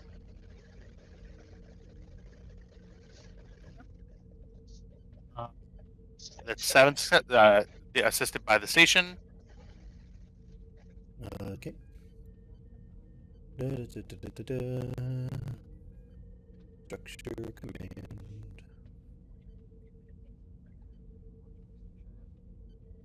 Eight successes. And by Captain Edwards. I've already done mine. Edwards. That was included. Yeah, in it the did number. his. Oh, okay. You said so. That's 7, 8, 9 successes. That's 1, 2, 3, 4, 5, 6, 7, 8, I believe. 2, 3, 4, 5, 6, 7, 5, 6, 7, 8. Yeah, you're right. You schmooze. And along with Edwards, you guys make the rounds for the next couple of hours. You do not have any floating momentum, but there is still 5 momentum in the pool. I will now allow anybody in the scene to ask additional questions or to add in advantages that you would like to potentially create. Are any of these people changelings? You do not detect any changelings. Okay. All right. Well, actually, players, please message me whether or not you are a changeling.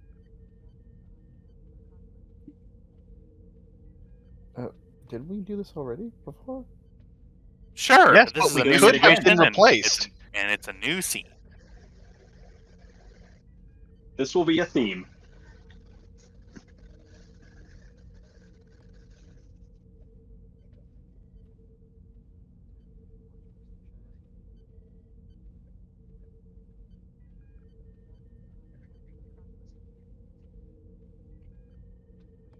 All right. I was tempted in saying yes because I was just curious what would happen, but mhm. but I'll That just say explain no. the skip parts. To your best knowledge, there are no changelings among you.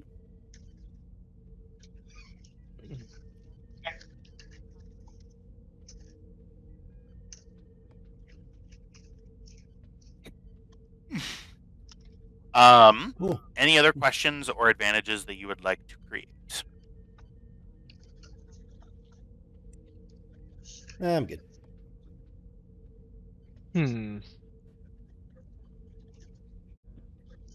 Hagen, Kelly.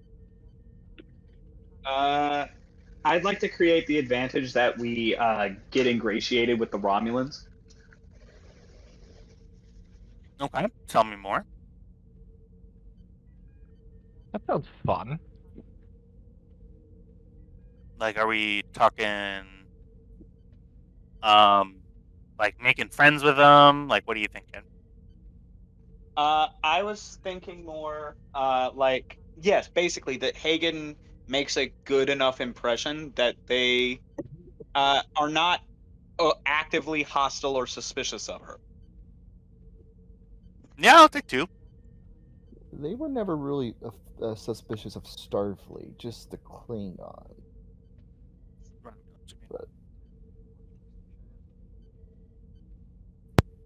For all intents and purposes, most of Starfleet is pretty predictable.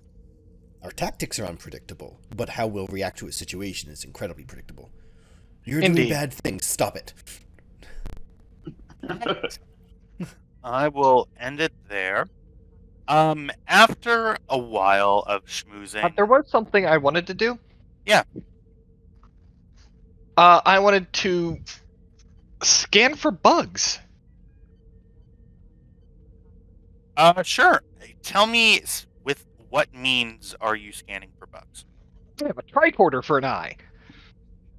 Okay. Hey, I gotta ask. I will allow you to declare your difficulty. Your difficulty can be between 2 and 6. Okay. 6 and clear it.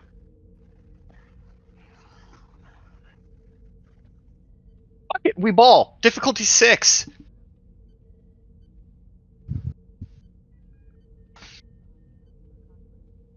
Difficult. Yeah. All right. So this is going to be inside security.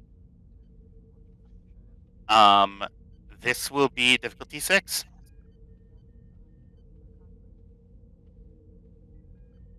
Can I argue reason security? You are looking for a security threat, not thinking about possible security threats. Well, reason is also sussing out which signals are benign and which signals aren't.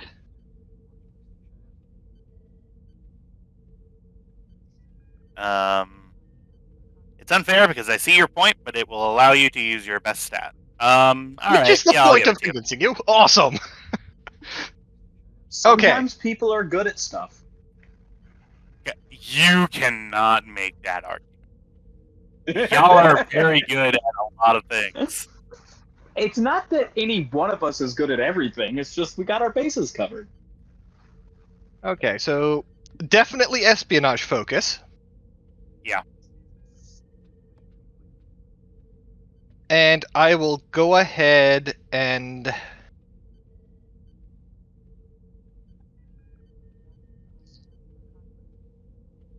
I will spend a determination citing who dares wins, because who here is openly bringing a bug or recording device into what is ostensibly a diplomatic function? Yeah, all right. Alright, and then I will buy 1 dice with 2 threat and 1 dice with 3 momentum.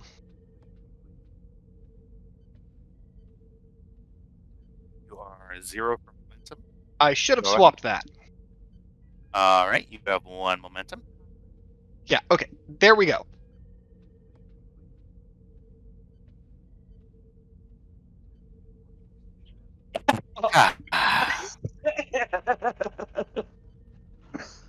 As long as we keep the One party moment. going, he can't spend the threat on anything worse than stabbing me. So, just keep it going. You say that!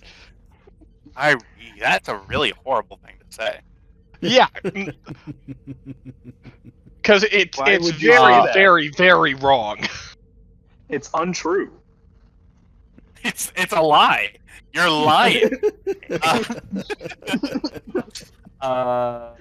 Yeah, there are no bugs. All No right, bugs. You do not That's- detect them. impressive. Yeah, you look at you look. You have an AR display that's you alt tab over to from the 7 other things that you're doing in your head at once, and you open up a comlink scan. You do detect active communications. There are people. You see that some of these people are maybe receiving orders from their ships. But you don't like bugging devices versus like standard comm devices. They just show up different, and you know the differences. With your espionage background, you have used bugging before. You know how it works. You're not seeing anything that looks like a reconnaissance device. What you do scan with your tricorder eye, I'll give you some additional information. Detrol, in the inside of her boots, on either leg, she has 2 kind of like you have a dueling saber, and then you have your like offhand, Yeah. like a long dagger with a big sort of hilt handle on it. Yeah. She has 2 of those Romulan sort of short swords in her boots. How is she hiding the cross guards? Ooh, are they a collapsible mimetic metal? They are collapsible mimetic metal. You took the words right out of my mind. Thank you for giving me the reason why the crossguards wouldn't be there. Anyway. Yeah.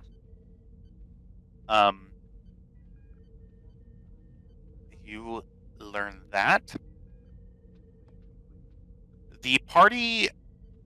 Does anybody else have anything that they would like to do specifically at the party?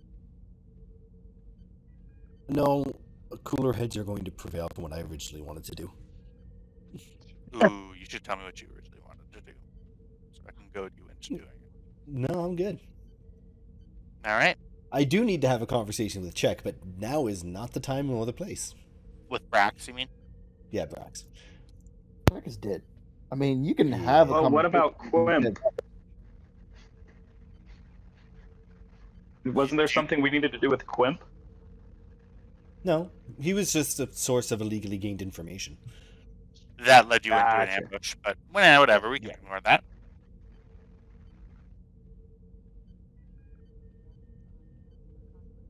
Going once.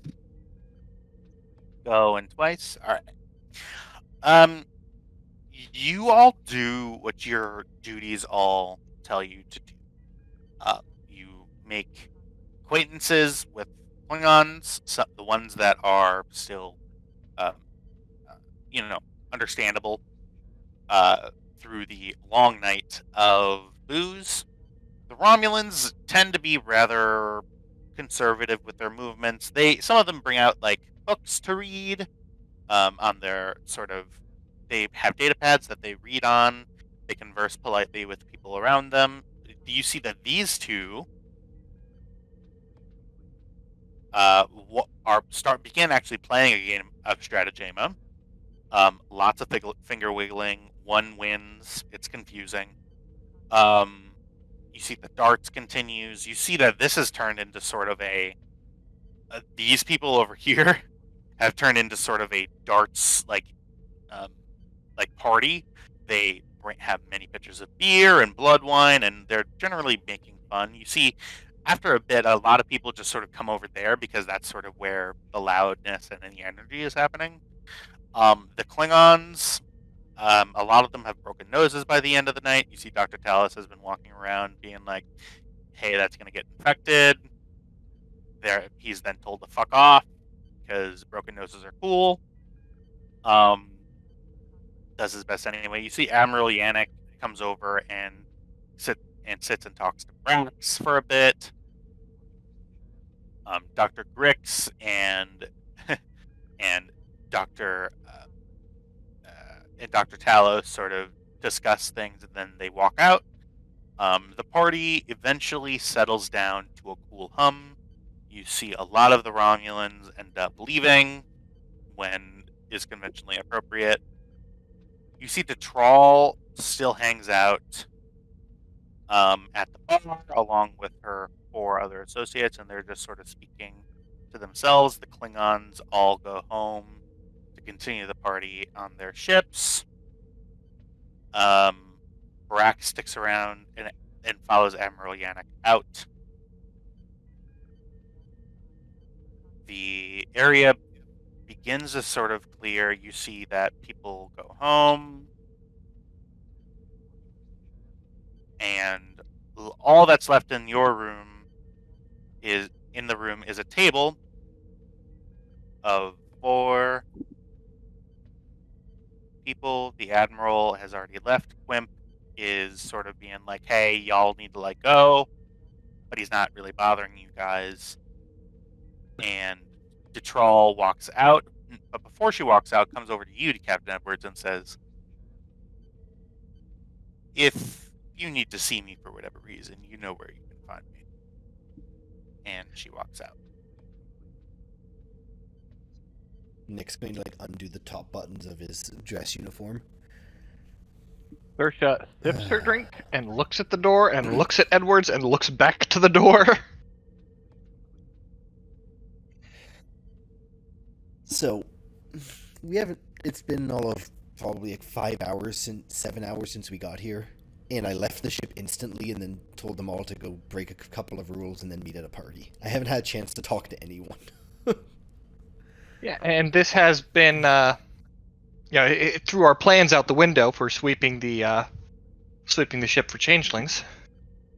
Well, one would hope that our senior staff took all appropriate steps to do that while we were here.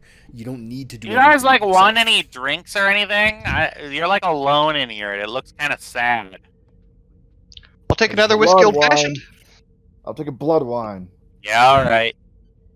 Captain, do you need anything? Yeah, beer, please. Dear Commander Hagen. I hold up my Rise and Sunrise. Which I'm You still got drinking. that drink. You got that drink 4 hours ago. You don't want a fresh one? I've had 2 refills. Oh. Whatever. Well, holler if you need me. I'm gonna go and massage my lobes. Don't tell people that. He's gone. Okay. So, full disclosure. That was Czech's father, council member, and none too happy with me. No, I would imagine not.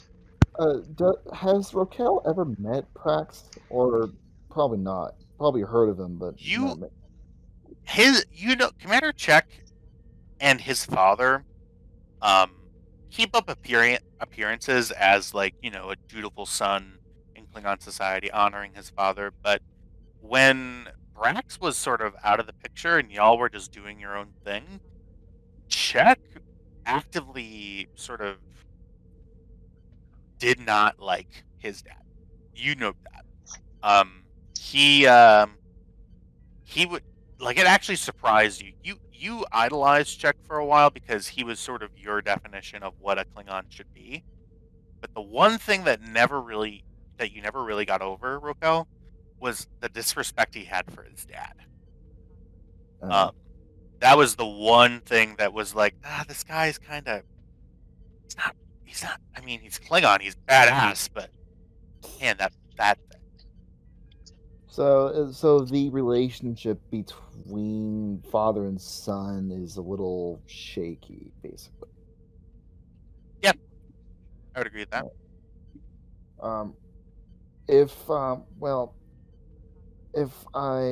If memory serves right, the relationship between Czech and Councilman Prax was, to put it mildly, shaky. Be that as it may, from all observing viewpoints, I have bloodied his nose. We've done him a favor. We have enough evidence to basically ruin his house's honor and reputation. And while I could hang that sword over his head, don't know if that's the right play just yet.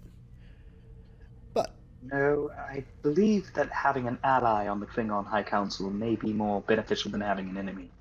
I think ally may be too strong a word. An ally, however reluctant, is still an ally.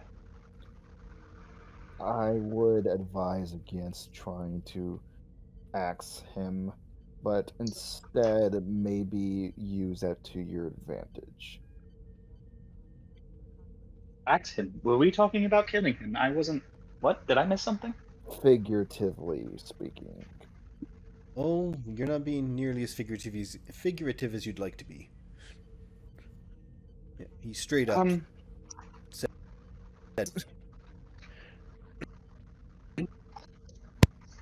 Well, he can try.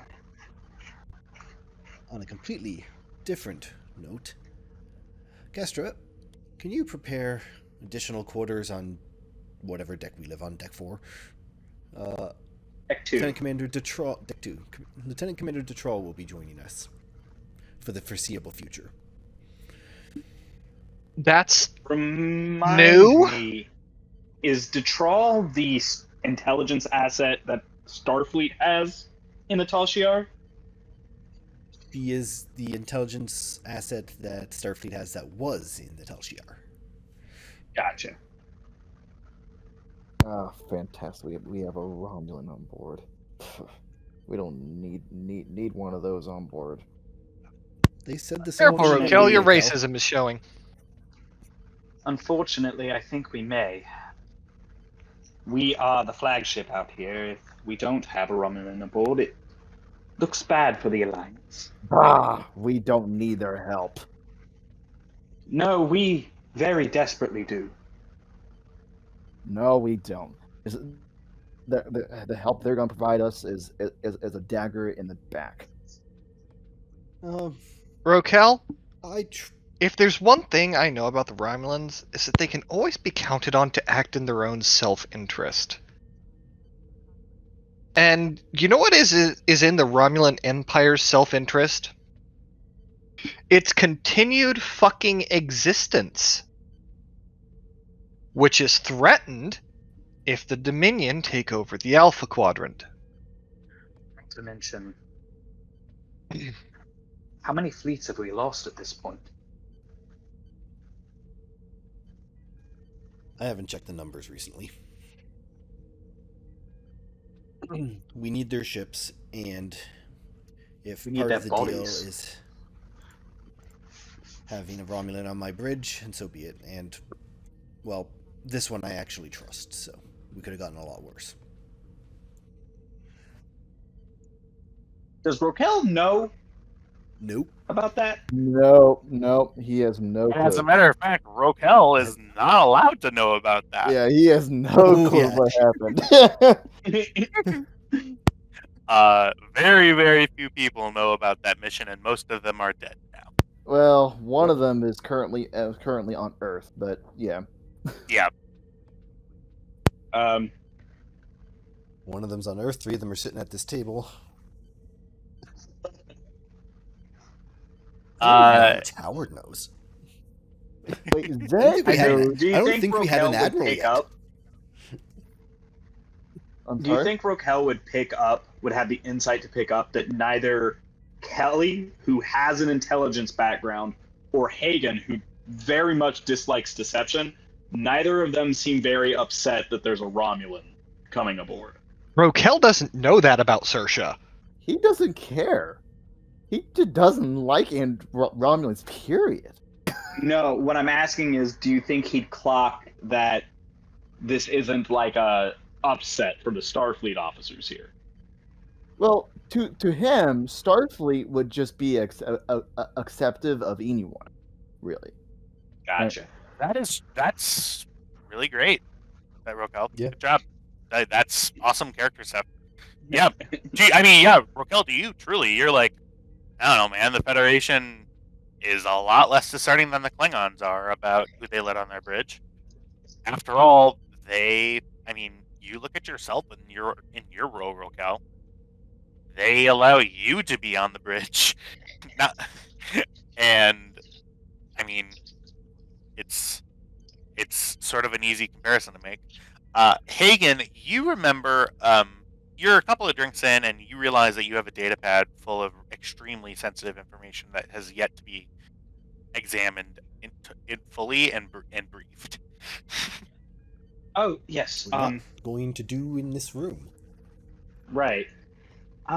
We probably should move to a secure area, and I need to sober up. I have something to show you. And are we bringing... Is Rokel in on this? Well, he's the chief Not- of security, so he probably should be. Yeah, I'll read him in on it, for sure. Not at this moment. Once the baryon sweep is completed and we can go back to our ship, that is where we will have our discussion. Which I'm assuming has happened over the last few hours. Yep. And just while it's in my head, has anyone seen Woodyard? Now that you Now mention that it, you that's mention it? that's worrying. Because he wasn't here causing trouble. So where was he causing trouble? I tap my comm badge. This is Commander Kestra to Woodard. You hear no response. Leave him alone. He's probably somewhere. Dear Chief of Security, Pieces. might I remind you that we are in a state of war with shapeshifters? Computer, what is the location of Ensign Titan Woodyard?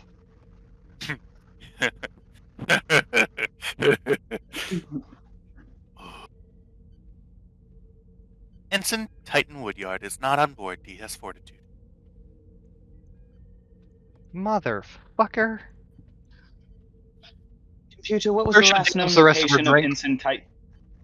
Computer, what was the last known location of Ensign Titan Woodyard? Titan Woodyard's last location is in his quarters. The Baron sweep's done, right? Like, people can move back onto the ship. The computer specifies his quarters on board the station. Okay, so do you want me to go through the station's internal sensor logs and look for any transport signatures? Yes, please. No, Yeah, okay.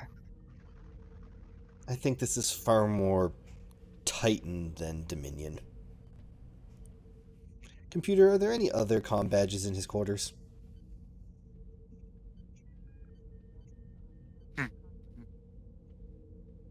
Yes. I'm sorry, I have to laugh. Thank you for giving me a cop out for that, because that was truly an improv. I had nothing planned for that. I kind of meant it as a joke to see what would happen. I'm so sorry. I retract everything that I just said. Titan Woodyard is in his quarters. About ready to take the station apart. I thought about it, and I was like, I'd maybe figure out not now. telekinesis just for this. Yeah, I was totally joshing you. Titan Woodyard is in his quarters, and is not alone in his quarters. Figured. Well, that's going to be fun for later. I'll finish my beer. Yes. The tension between the two of them, whenever I walked in the room, was, uncomfortable. Think it'll be a good, job for you, Kestra, to remind him of his duties as a member of my senior staff and where he was supposed to be tonight. Do believe that the EPS conduits on deck 14 need a good scrubbing, don't they, Kelly? Oh, yeah. Very menial work. Should we This is get gonna be back fun on next session. hand? Back on topic. Well, this is done. I need to figure out where the ship's going next, and we need to have a conversation in the morning. So, Aye, sir. you all have a good I'll review night. my findings and tell you in the morning. See you then. With that, we are not going to be over tonight because it's still a little early, but I'm going to take a momentum from changing a scene, and we're going to take like a 5-minute break. We will be back. We'll probably run 1 or 2 more scenes. Great. Okay. Well, I'm gonna go ahead and be off for a minute. Okay. Be off, come.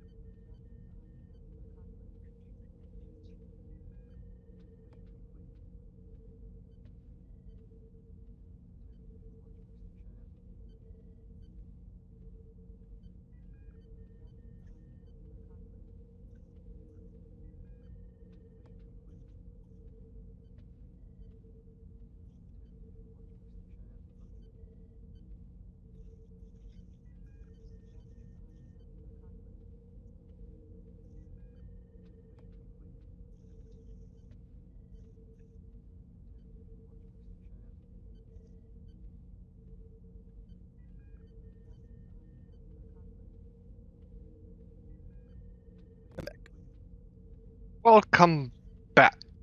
On one hand, I knew the player would be here if he was available. On the other hand, torturing Titan is one of my favorite hobbies.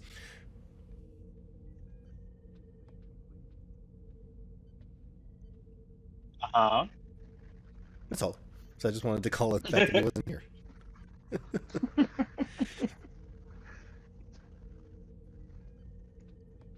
Just like when you missed an episode and I put you in the holodeck for a day. You have weird definitions of torture. Well, that wasn't torture. I just find reasons to explain why characters aren't here. No, she needed a day off. Because it's like you're gonna... What did Tyler say? He's like... Day off? I don't know what that is. Yeah. He's like, well, do you let her know? I'm like, no. Knowing now changes nothing than knowing in 24 hours. And like, this is probably the last day off she's going to have for a while. So let her have this. Kestra, Admiral by 32. Gray-haired by 31.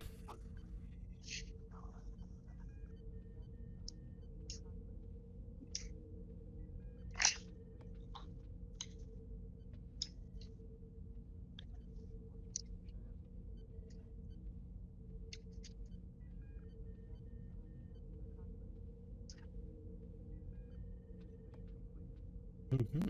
Also, that Hell Let Loose game is kind of a little bit traumatizing at times. I was looking at a garrison, and a bombing run came through, and all I saw, the whole screen was just body parts and blood flying through the air.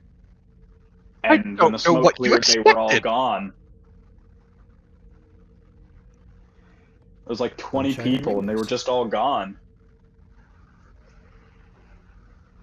Yeah, welcome to war. But I was fine. I was 10 feet away. Yeah, welcome to video games. You were outside the AoE, that means you're fine. I'm jazzed as hell for Dragon's Dogma 2.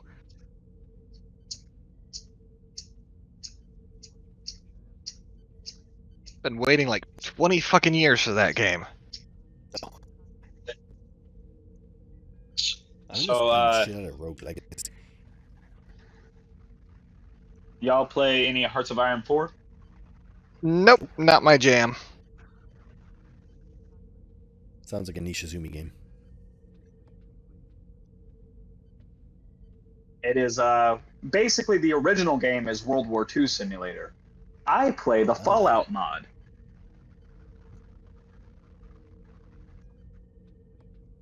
And I've been playing a game of the what are they? The Lakotas.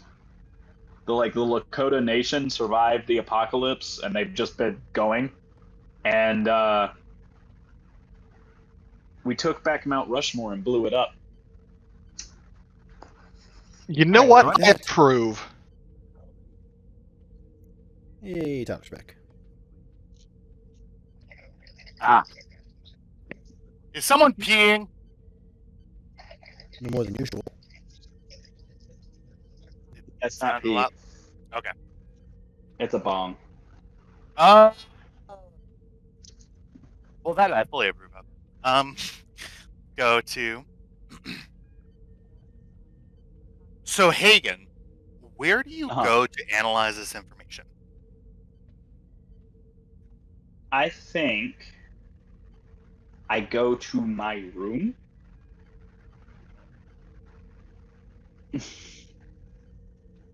All right. I've got a semi-isolated computer system. All right. You walk on into your room. The lights are low as you walk in. You see Lieutenant Mitchell is rolled over on her side. I go over and I give her a little kiss on the head. You see that she doesn't stir. She's a pretty heavy sleeper. Yeah. I tuck her in tighter, and I go over to my computer. Right.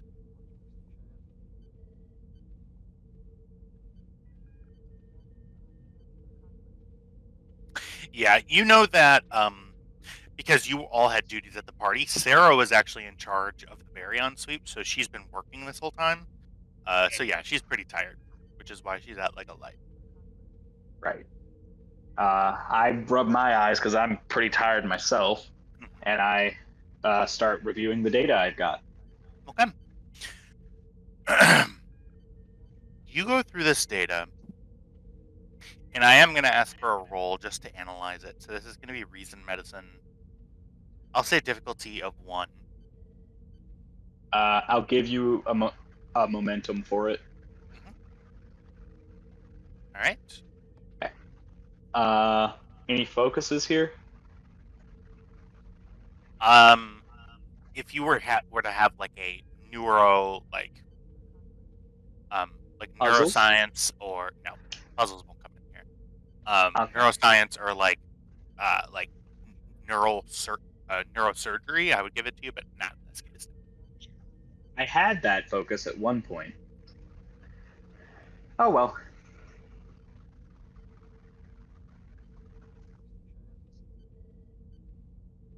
Get your momentum back. I'll re-roll that 19 just for shits and gigs. It's an 18. Didn't help. Okay. You take a look at this, and immediately, I will tell you the following information. Vorta brain physiology is unlike anything that you've ever seen in a human. The human brain, there are parts of it that just don't see a lot of use. Right. Sure, there's maybe some neuron bundles in there, and if you were to lose a part of your brain, you might be affected. But there are some parts that are much more important than others. You don't see any. The brain is actually smaller than you thought. But it's smaller like that because the shape of it is built in to be as efficient as possible.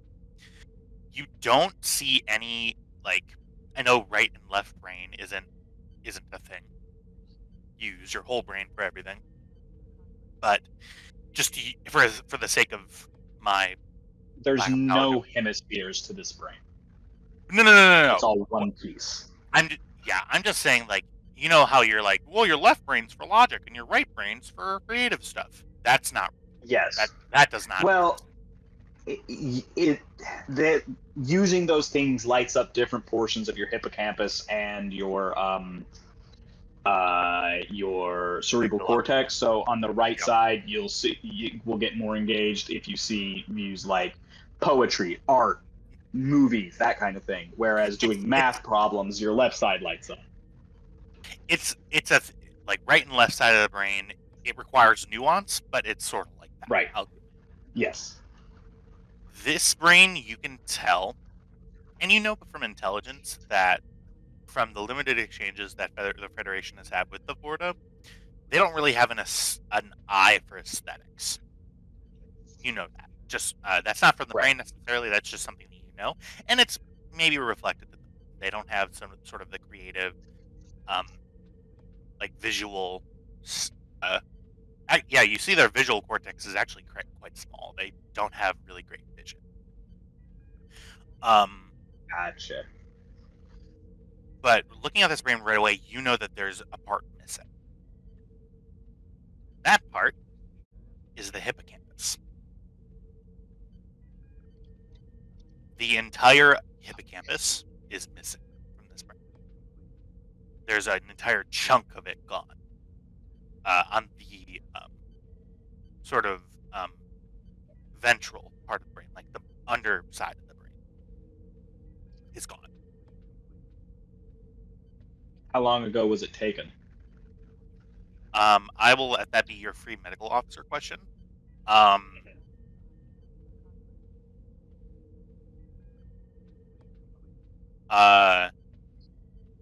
You know that it was taken within. I will give you a range of dates between 7 to 21 days after it was put in the mold.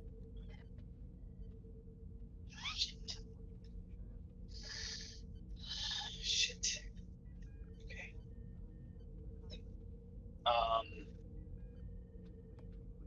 Okay. Fuck. This is bad. This is not good.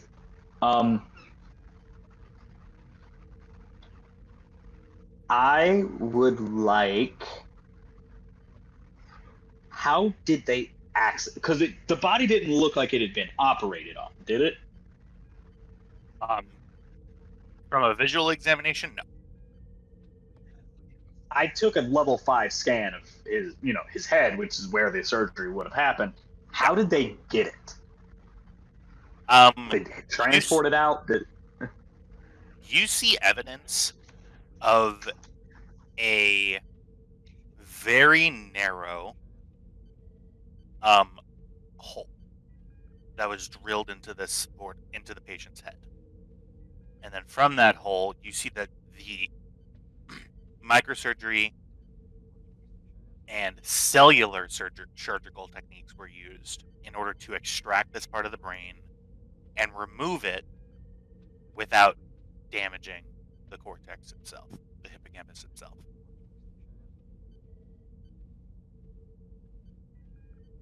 And let me guess, no race's medical technology that we're aware of can do that kind of shit.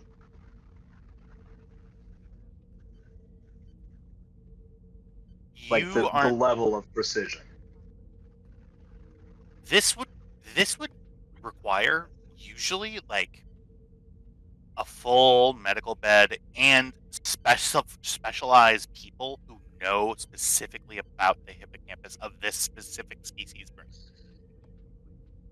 You do not know of any special techniques, but you know that they would have to have specialized information about the neural anatomy of this particular vortex. The reason why you can see what that's happened, sort of kind of close to the bleeding edge of. Actually, no, I'm gonna amend that. This was done in a quick fashion, to where if they had maybe gone slower, they probably could have put in a chunk of flesh that would look like and scan like the hippocampus. That didn't happen. Right. This was a quick grab of all that brain matter, and then the skull, the hole in the skull, and the layers of muscle and the flesh was searched together. I'm going to access the station's visual records of that morgue. I'm a commander. I have clearance with the admiral to access this kind of stuff. I'm gonna look at the security footage and see if I can catch what happened from that date, from that range of dates.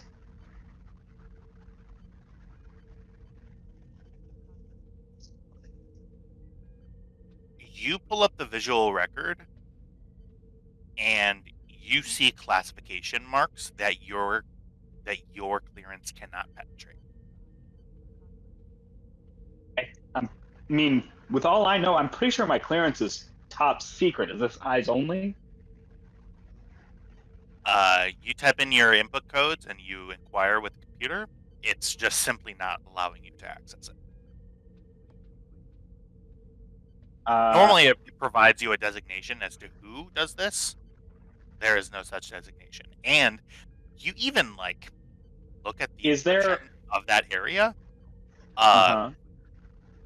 You don't see any of the standard Starfleet I mean, you're aware of Starfleet encryption. Like, being a commander, you know of it.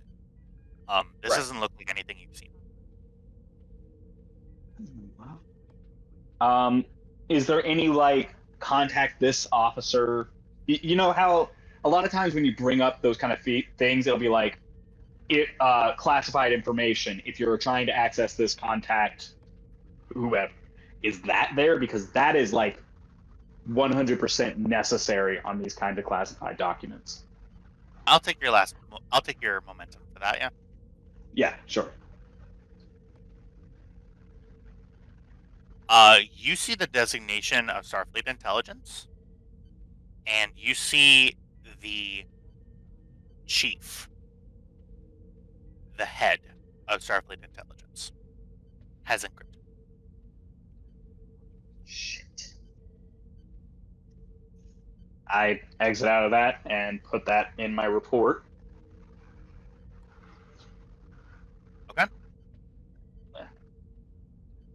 And I guess shit, okay. So the chief of Starfleet Intelligence has classified that.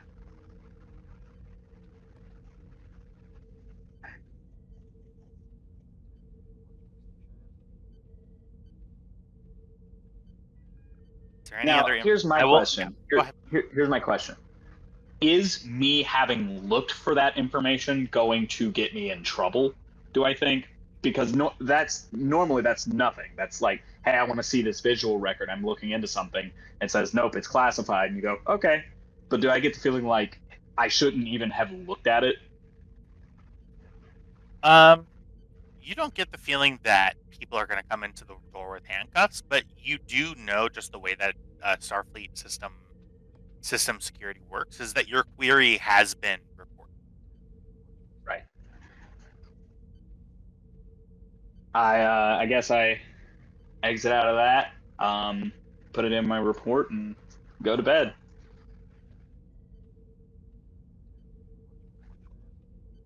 All right.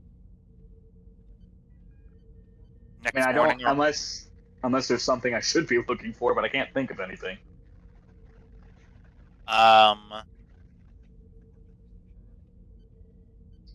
Okay.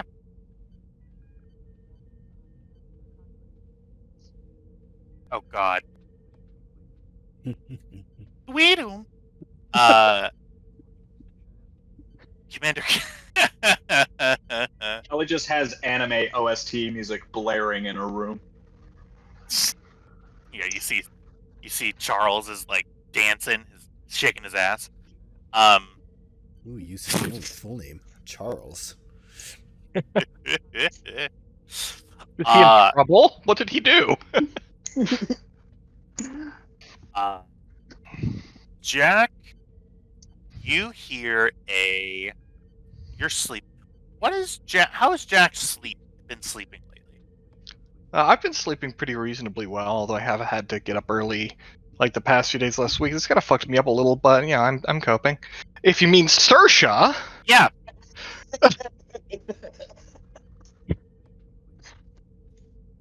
Yep. Yeah, for sure. Yeah. What was the question? God damn it, Saoirse. How is Saoirse sleeping? Probably pretty soundly. With a body pillow. You know, you see that as a joke, but I think she might actually have one just without like any printing on it. Oh yeah. They're comfortable as shit. Right? Yeah, I'm not buying it. But you hear coming from your console on the table. Oh, this had better be worth my time. All right, what's going on here? Attached, coming in is a video message. With no sender address on it. All right. Let's isolate that first and foremost. Yeah, you see that it comes in encrypted. You pull it aside basically into sort of your own like booby-trapped like MDOS or whatever. And do you open it? Once it's isolated, yes. Perfect. We're trying to contact you about your starship's extended warranty. You see a grainy security officer's like jacket cam. You see sort of like very early in the morning, you can see sort of a grainy image of like a jungle area. You're walking, you see sort of orange in the sky. You see a small sort of settlement area. For sure pre-warp, for sure pre-industrial. You see like fires, and it's kind of moving really quickly. You see a Starfleet hand phaser sort of flipping in and out of the frame. You see the sort of the arm of the person who's taking the video. You see a black sort of Starfleet form. Pause. Replicator, coffee, black. Roll a D100 for me.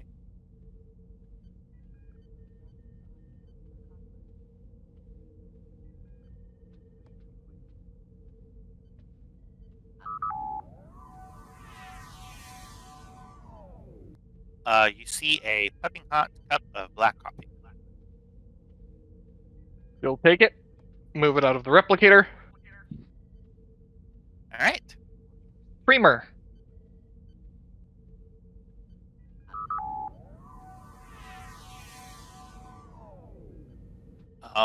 Yeah, you see creamer, and as like it knows your preferences, you see some sugar in it too. Outstanding. Some, like, package of sweet and low. That gets added, mixed to the coffee. And then she'll go back, take a sip, hit play. You see phaser fire. You see the person takes cover behind a fallen, sort of large tree.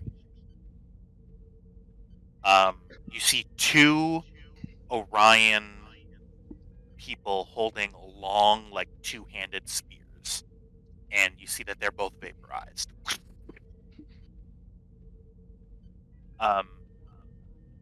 The person leaps, sort of vaults the fallen log, shoots and vaporizes a third Orion, goes into a sort of a tent, opens it.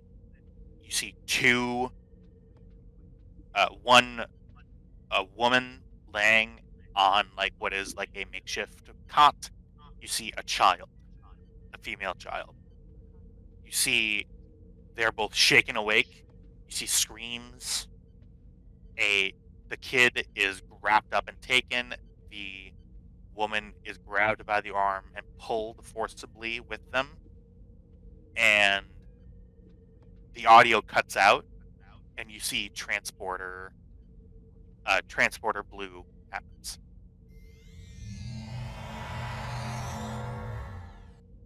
And the video ends. All right. She will delete the video and overwrite that sector of memory several times to scramble any traces of it. Okay. There is another video file. Let's tap that open. Same protocol as the first, isolated and then played. Yep. You see a very familiar looking. You notice the time code of it. Upon returning back to DX Fortitude from Vanguard, you see a naked Deus 2 laying on a slab, dead. You see Dr. Kestra Hagen wearing the blue, at this point you would have been wearing red. Has a surgery kit, drills into Deus's head, sticks in a surgical device, pulls out a section of the brain, puts it into sort of a sealed container, puts it in a suitcase, and the suitcase and Kestra walk out the door.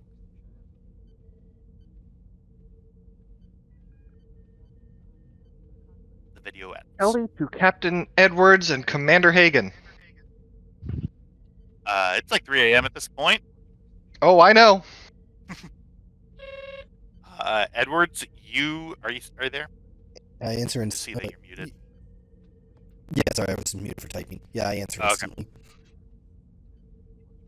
Very much. Are still you awake. asleep at this point, or you're still Probably not. awake? Hagen, you receive a hail about 5 minutes after you put in the query.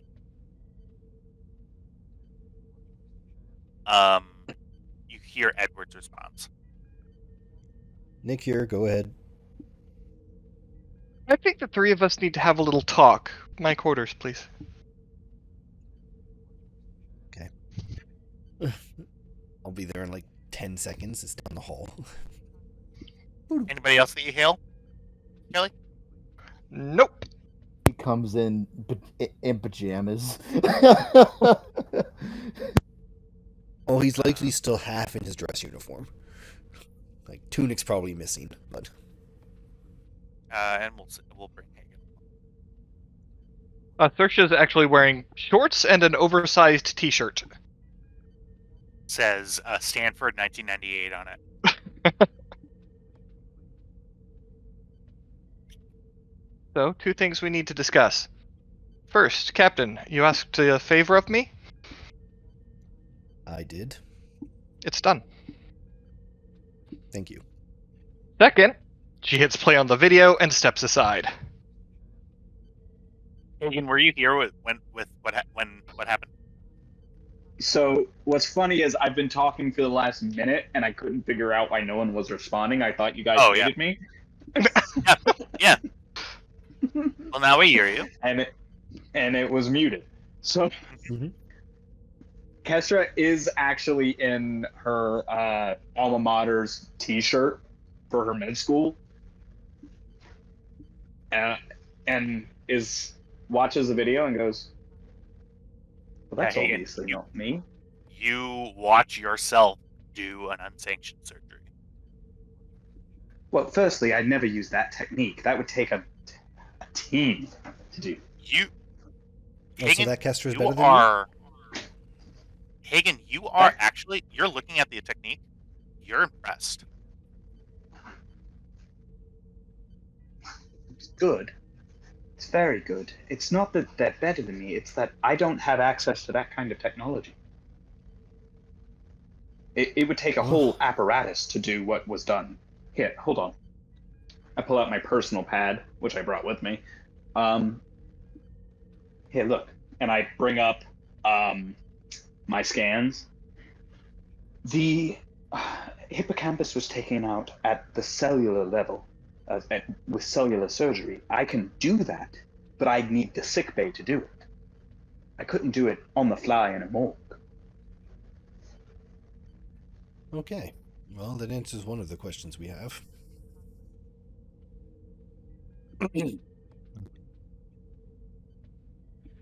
And As of we this- have Go ahead. confirmed that there is infiltration happening on Fortitude. Based on that timestamp, for the last month or so as well. Probably about 2 months, actually. Also, the security footage... Well, now that's odd. This I footage... haven't- I tried to access this.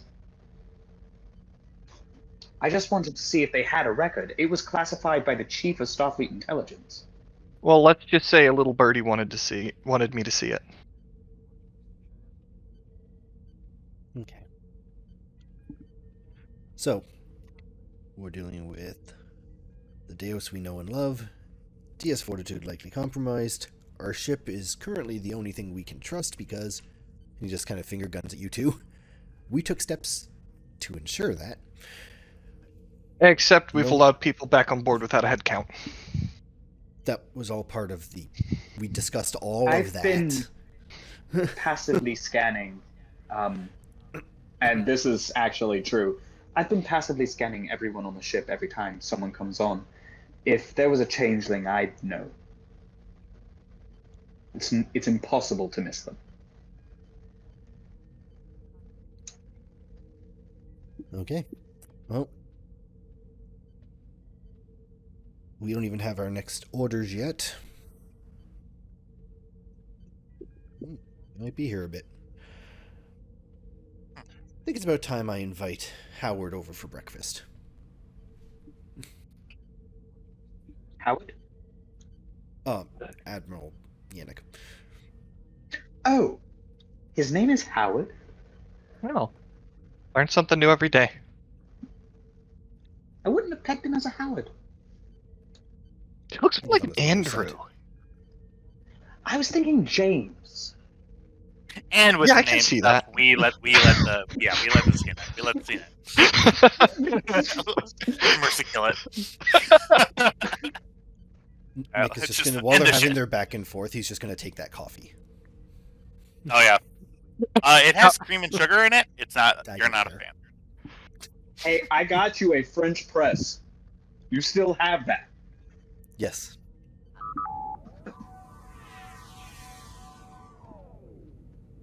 You see another cup of coffee is spawned. This time black.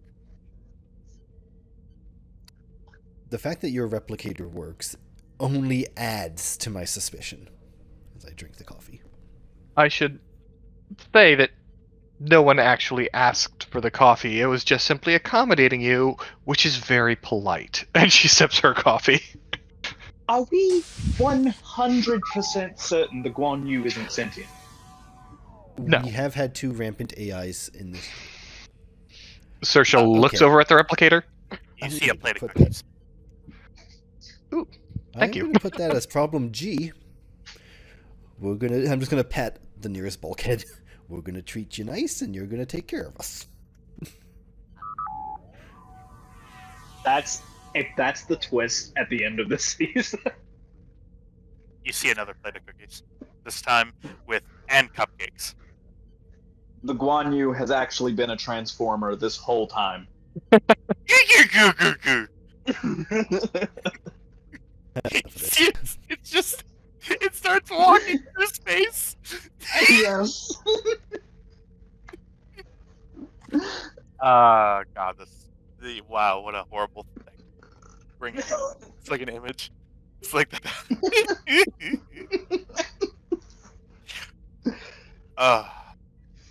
It's kind of like it reminds me of Family Guy Return to the Jedi parody. It's like fly cool. I don't know, fly casual, and then the ship turns into like a and it walks like. Oh God, nobody else has this sense of humor, so I'm glad that I found a couple of thespians who know, who just know what happens. With this revelation, changelings confirmed, intelligence gathered by less than seedy means, a full black op gone great, a bunch of Romulans and Klingons in a place where they don't mix, with a ship that doesn't have any changelings on it yet. I think that's where we're going to end it here tonight. I do want to thank everybody for playing here with me. Join us next time where we get our new mission and head out into the cosmos of the unknown. I'm Tyler. Hope you have a good day. Bye.